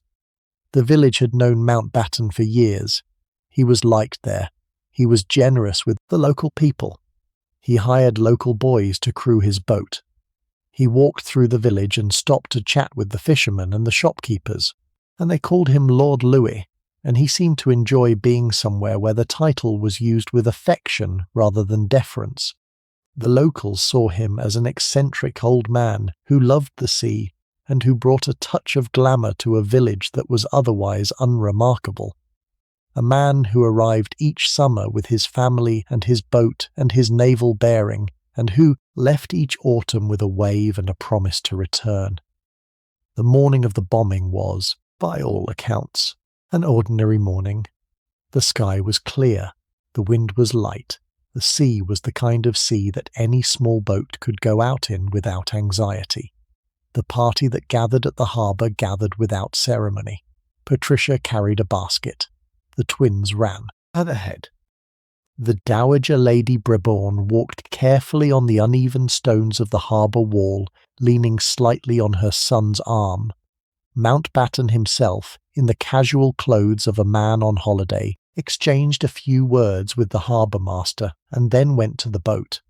Paul Maxwell, the boy from Enniskillen, was already aboard, checking the lobster pots and the gear that they would use later in the morning. The boat was small. It had been moored at the same berth all summer. Anyone could have walked along the harbour wall on any night and looked at it, and known where it was. Somebody had. The bomb had been placed during the night. The men who had placed it had retreated to a position where they could see the harbour mouth through binoculars. They had a clear view. They watched the party board. They watched the boat cast off. They watched Mountbatten take the helm. The boat moved out through the harbour entrance at the slow speed that small boats use when they are leaving harbour, and it cleared the breakwater, and it came out into open water, and somebody on the shore pressed the device that detonated the bomb. The blast lasted less than a second. The sound carried across the bay for miles. The villagers who heard it ran to the harbour. The fishermen who had been working at the nets put down their nets and ran for their boats. By the time the first of the rescue boats reached the wreckage, the surface of the water was covered with debris and wreckage, and the few survivors clinging to the pieces of the hull that were still afloat. Lord Mountbatten was pulled from the water still alive. He died on the way to the shore. The 14-year-old grandson and the 15-year-old boat boy were already dead. The 83-year-old great-grandmother died the next morning in hospital. Patricia, the elder daughter, who had been Mountbatten's emotional anchor since childhood, and who had survived the explosion with broken bones and internal injuries, would carry, for the rest of her life, the memory of a morning that had begun with sunshine and a basket and a family outing, and that had ended in the deaths of 3 people she loved and the wounding of others. The security arrangements were minimal, and they were minimal at Mountbatten's own request. He wanted to be left alone. He wanted to fish. He wanted to walk on the beach and eat his meals overlooking the bay and live for a few weeks each summer, the kind of ordinary life that his extraordinary position denied him for the rest of the year. The Garda, the Irish police, maintained routine patrols. A detective was assigned to the castle, but there were no armed guards, no helicopter surveillance, no special protection detail of the kind that would have been standard in Northern Ireland, which was only 17 miles away. 17 miles? That was the distance between Mullaghmore and the border with Northern Ireland, where the Troubles had been raging for a decade, and where British soldiers and Irish civilians were dying with a regularity that had numbed the world's capacity for outrage.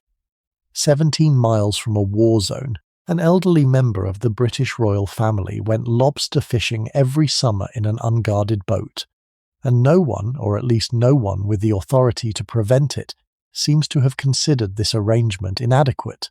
He was 79 years old. The years had slowed him but not stopped him. He still walked with the upright bearing of a naval officer. He still dressed with the meticulous attention to detail that had characterized his entire life. He still gave orders with the expectation that they would be obeyed. On the morning of the 27th, he was accompanied by his daughter Patricia and her husband John, Lord Brabourne. Their 14-year-old twin sons, Timothy and Nicholas Knatchbull, were there. John's mother, Doreen, the 83-year-old Dowager Lady Brabourne, had come along, and Paul Maxwell, a 15-year-old boy from Enniskillen in Northern Ireland, was working as a boat boy, crewing the vessel for the summer. The sea was calm. The sun was out. The party boarded Shadow V and set off from the harbour at approximately 11:15 in the morning. They were going lobster fishing, the same excursion they had made dozens of times before. The same boat, the same waters, the same routine. Mountbatten was at the helm. They had travelled approximately 200 yards from the harbour when the boat exploded. The bomb had been placed on Shadow V the night before by Thomas McMahon, a member of the South Armagh Brigade of the Provisional IRA and one of its most experienced bomb makers. The device contained 50 pounds of gelignite. It was detonated by remote control from the shore, triggered by someone watching through binoculars as the boat cleared the harbour mouth. The explosion destroyed the vessel instantly. Witnesses on the shore described a massive blast, a column of smoke and debris rising from the water, fragments of the boat and its contents scattered across the surface of the sea. Local fishermen raced to the scene in their own boats. 2 doctors who were on holiday from Belfast improvised a first aid post on the harbour wall. The villagers of Mullaghmore, the people who had known Lord Louis for decades, who had crewed his boat and served him in their shops and waved to him on the street, carried the wounded on doors used as stretchers and broomsticks used as splints. Lord Mountbatten was pulled from the water still breathing, but he died within minutes. Nicholas, his grandson, was killed at once, as was Paul Maxwell, the young boat boy. The Dowager Lady Brabourne, gravely hurt, died the following morning in hospital at Sligo. Timothy Knatchbull, Nicholas's twin brother, survived with serious injuries. Patricia and John Brabourne survived with broken bones and internal injuries. They were operated on through the night at Sligo General Hospital by surgeons who worked without rest to save the lives that could be saved from the wreckage of a morning that had begun with sunshine and lobster pots. The IRA claimed responsibility 5 hours after the bombing. On the same day, in an attack coordinated to maximize the psychological impact, the IRA detonated 2 roadside bombs at Narrow Water Castle near Warren Point in County Down, killing 18 British soldiers. It was one of the deadliest days of the Troubles. McMahon had been arrested before the bomb even went off. He and an accomplice, Francis McGurl, had been stopped at a routine guarded checkpoint 80 miles from Mullaghmore. McGurl could not produce identification, and the officers were suspicious. When news of the bombing broke, The two men were charged. McMahon was convicted and sentenced to life imprisonment. McGirl was acquitted. McMahon served 18 years before being released under the terms of the Belfast Agreement. The news of Mountbatten's death reached Prince Charles while he was on a fishing trip in Iceland.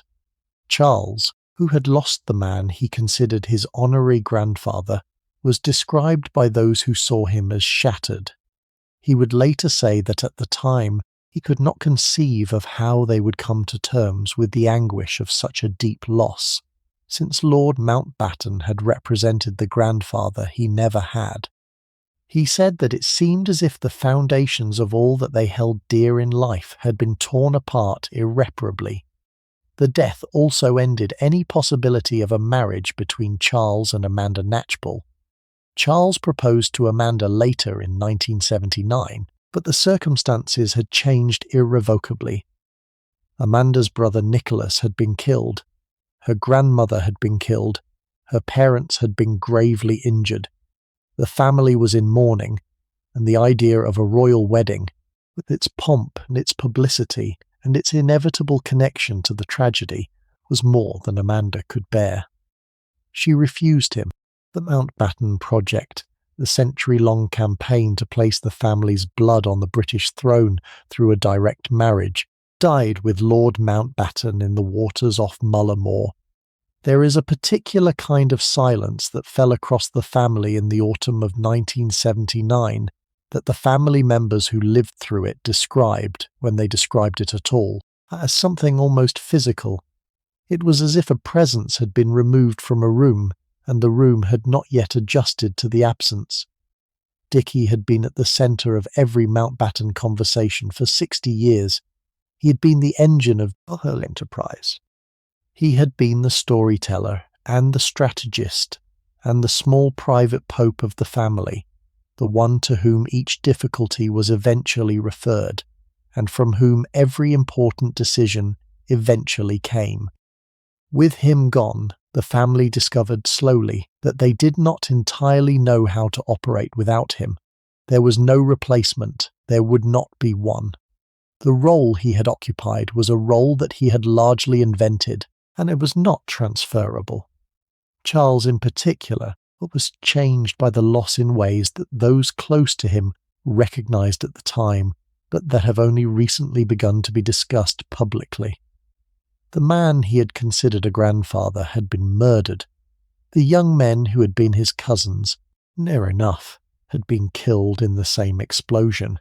The plan for his life that had been carefully shaped over years of conversations at Broadlands had ended in a fishing boat off the coast of Sligo, and Charles, who had been raised to defer to his elder's judgment of what his life ought to look like, was now without the elder whose judgment had mattered most.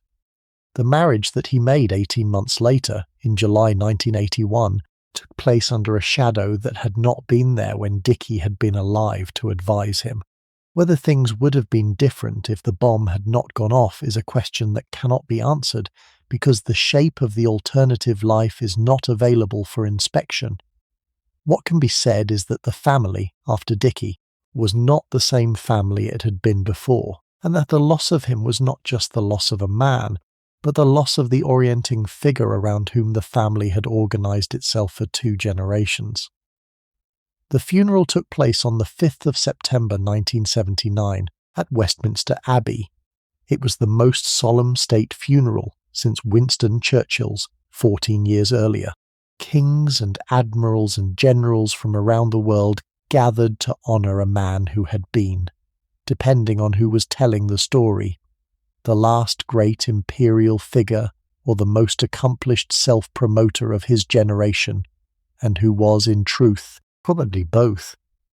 The coffin was draped in the Union flag and carried on a gun carriage through the streets of London, drawn by naval ratings in the tradition of the Royal Navy, the institution that had shaped 3 generations of the family. The procession moved slowly through crowds that stood 10 deep on the pavements, silent except for the sound of the horses' hooves and the drums and the measured tramp of the marching sailors. Behind the gun carriage walked the members of the royal family.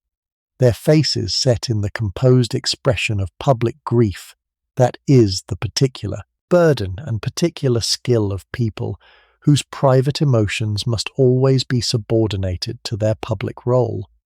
The Queen attended, dressed in black, her face showing nothing of what she felt, which was by all accounts a profound grief for a man who had been part of her family's inner circle since before she was born.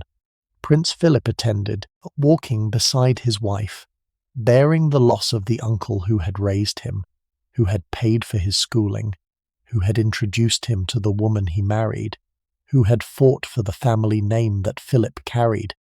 The debt that Philip owed Mountbatten was incalculable, and the pain of losing him was written in the set of Philip's jaw and the particular rigidity of his bearing as he walked behind the coffin. Prince Charles, still raw with grief, walked behind the coffin with the rigid composure that his public role demanded and that his private anguish made almost impossible to maintain. He would later say that Lord Mountbatten had represented the grandfather he never had, and that through this dreadful experience he now understood in a profound way the agonies borne by so many others in these islands, of whatever faith, denomination, or political tradition. The service was broadcast to millions. The hymns were sung. The prayers were read. The lessons were spoken into the vast stone spaces of the abbey, where the words echoed and faded and were replaced by silence. After the ceremony, the coffin was taken by train to Romsey in Hampshire, where Mountbatten was buried in the grounds of Romsey Abbey, near Broadlands. The estate where he had lived and where he had counselled Prince Charles, and where he had planned the great project that had consumed his life. He was laid to rest in English soil, the grandson of a German prince and a Polish-born countess, bearing an English surname that had been invented in 1917 to disguise a German one. A man who had been born a Battenberg and died a Mountbatten, and who had spent every day in between trying to make the second worth more than the first. The Mountbatten name did not die with him. It survived, as he had always intended it to survive, in the bloodline that he had spent his life engineering. The name Mountbatten Windsor, that hyphenated compromise that had been reached in 1960, continues to be used by the descendants of Queen Elizabeth II and Prince Philip. When Princess Anne married Captain Mark Phillips in 1973, the surname on the marriage register at Westminster Abbey was Mountbatten Windsor. When Prince Andrew married Sarah Ferguson in 1986, the same surname appeared. When Prince Harry married Meghan Markle in 2018, their children were given the surname Mountbatten Windsor. Each time the hyphenated word was written on an official document, it was a small victory for the family that had fought for 3 generations to have itself recorded in the books that mattered. When the birth certificate of Archie Harrison Mountbatten Windsor was published, the surname that appeared on the document traced a direct line back to a church in Breslau in 1851 to a woman named Julia Hauke, who had married a man above her station and produced children who carried the mark of her insufficient blood. The line runs through 5 children born in Hesse, through a naval officer who was broken by his own country, through a young man who married an heiress and remade himself into a figure of imperial consequence, through a nephew who was carried out of Greece in an orange crate, through a princess who fell in love at 13 and never changed her mind. The mark is still there. It has been translated, anglicised, hyphenated, and attached to the children of the King of England, but it is still there. The Battenberg name that was created to contain a scandal has become, through 5 generations of war and exile and partition and quiet endurance, part of the name of the British Crown. Philip himself lived until 2021, dying at the age of 99 at Windsor Castle, the castle that bore the name his family had been denied. He had spent nearly 74 years married to the Queen, the longest marriage of any British monarch, and he had never quite made peace with the surname question. The wound of 1952, The moment when he was told that his name was not good enough for his own children never fully healed. But the compromised name endured, and through it the Battenberg blood, the Mountbatten ambition. The long climb from a morganatic marriage in Silesia to the heart of the British monarchy achieved a permanence that even Dickie Mountbatten, with all his confidence and all his plans, might not have dared to predict. 3 generations, that is all it took. A grandmother who eloped from a Russian palace with nothing, a father who was dismissed from his post for the crime of his birth, a son who ruled India, lost India, married his nephew to a queen, advised a future king, and died on a summer morning in Ireland when a bomb tore his fishing boat apart and killed him alongside 2 children. They had done nothing wrong except be in the wrong place at the wrong time. They loved their grandfather. He loved lobster fishing. The sea was calm and the sun was out, and nobody thought it would happen that day. The story of how a name moves through a family across a century and a half is, in the end, the story of how a family imagines itself. The Battenbergs imagined themselves as climbers. The Mountbattens imagined themselves as restorers. The Mountbatten Windsor family, the children and grandchildren of Elizabeth and Philip, have inherited a name that means several different things at the same time, and the meaning of it shifts depending on which part of the long history they happen to be standing closest to. For some of them, the name is a quiet legal technicality, a hyphenated word that appears on a wedding register or a birth certificate and that carries no daily weight. For others, it is the name of a great-grandfather who was murdered in a fishing boat, or of a grandfather whose pain at the surname question never quite healed. The name carries all of these meanings simultaneously, and the people who bear it carry them too, in the small private ways that family names always carry their family histories. There is a question that has been waiting at the edge of tonight's story since we began, and I want to put it directly before we close.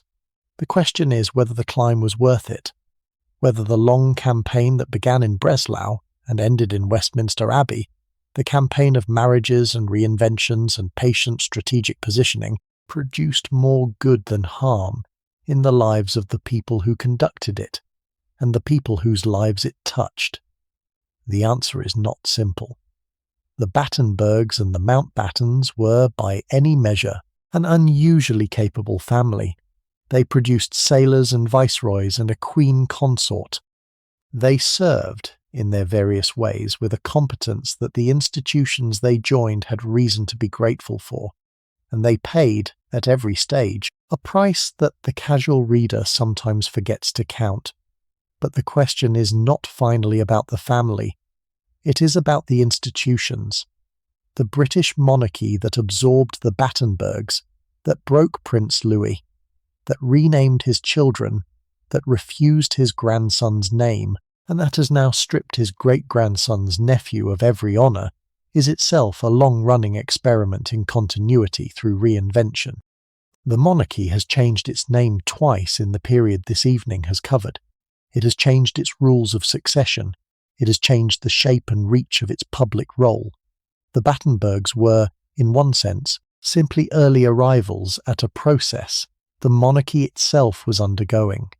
The country that broke a man for being German in 1914 is the same country that, 3 generations later, has placed a man with a German surname at the centre of its royal family.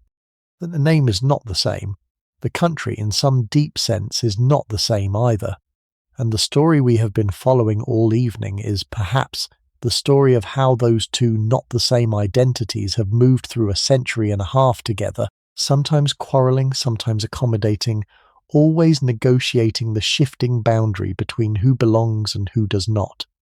There are letters from Prince Louis to his wife from those quiet years on the Isle of Wight that are, in their reticence, more affecting than any direct expression of grief could have been.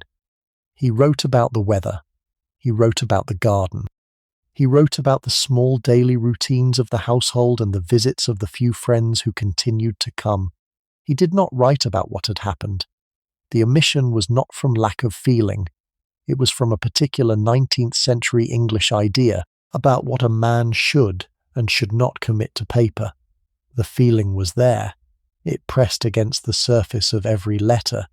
It was the unwritten subject around which all the written subjects arranged themselves. Victoria, who received the letters and who understood the pressure beneath them, kept them all.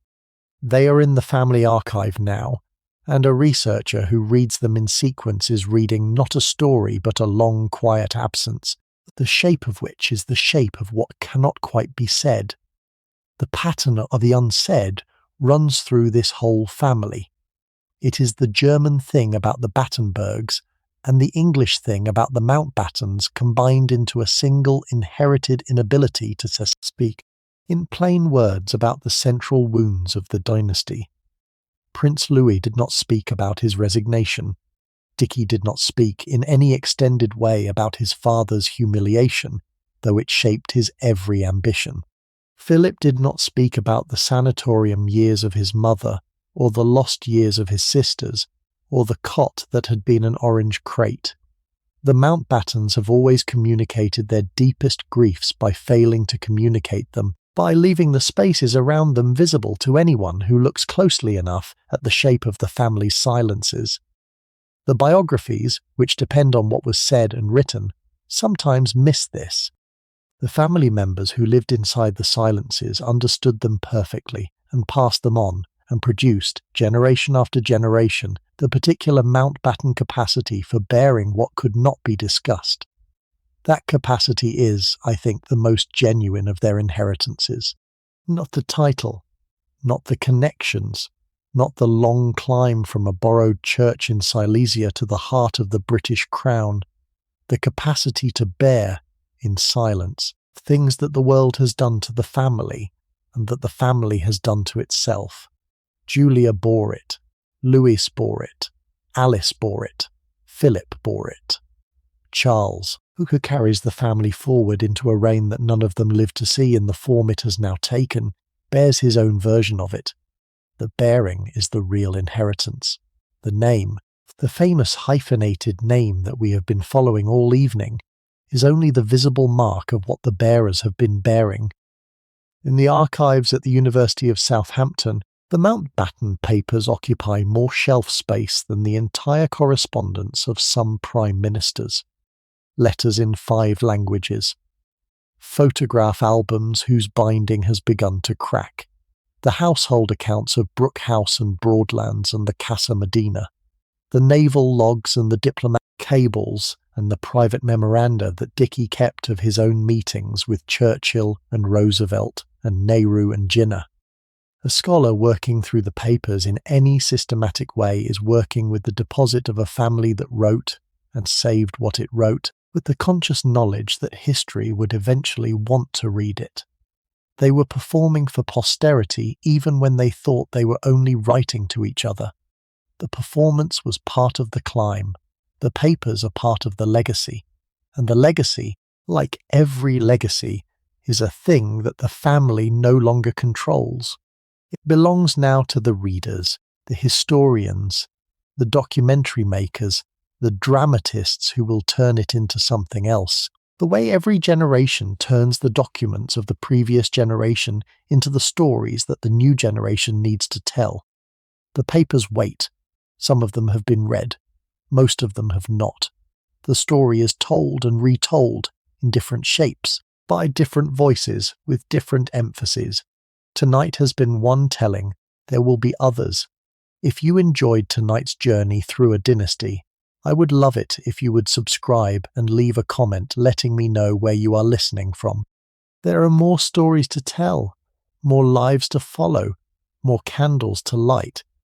And if you know someone who loves the Crown, or Downton Abbey, or the hidden stories behind the families that shaped the modern world, please share this with them.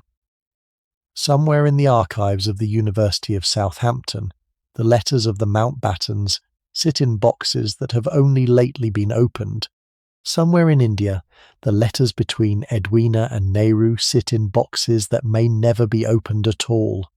The name they all carried began with a forbidden marriage and a woman who was told she was not good enough, and it was invented in wartime and carried through partition and grief and a century of patient climbing, and it belongs now to children who have never had to think about what it cost to make. There is a particular thing I want to say about the long arc of this story before the candles go fully out, because the long arc is what tonight has been about, and the long arc is easier to lose than you might think. The Mountbattens, the Battenbergs, the Mountbatten Windsor family are not, in the end, a story about success or about failure. They are a story about the price of climbing. The family climbed. They climbed with extraordinary skill, generation after generation, from the borrowed church in Breslau to the heart of the British Crown. They paid at every stage of the climb a price that the casual reader of dynastic history sometimes forgets to count. A grandmother humiliated at her own dinner table for 50 years. A grandfather broken by his own country during a war he had spent his life preparing to fight. A daughter institutionalized after the loss of her thrones and the disintegration of her marriage.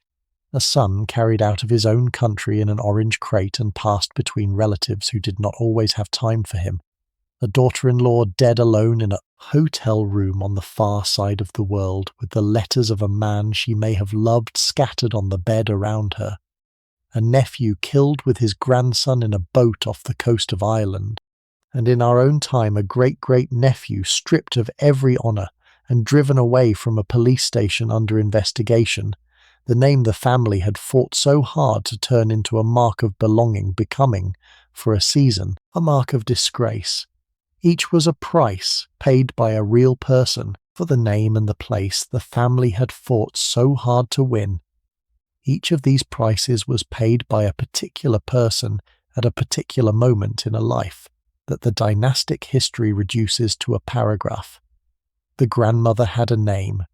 She had a face.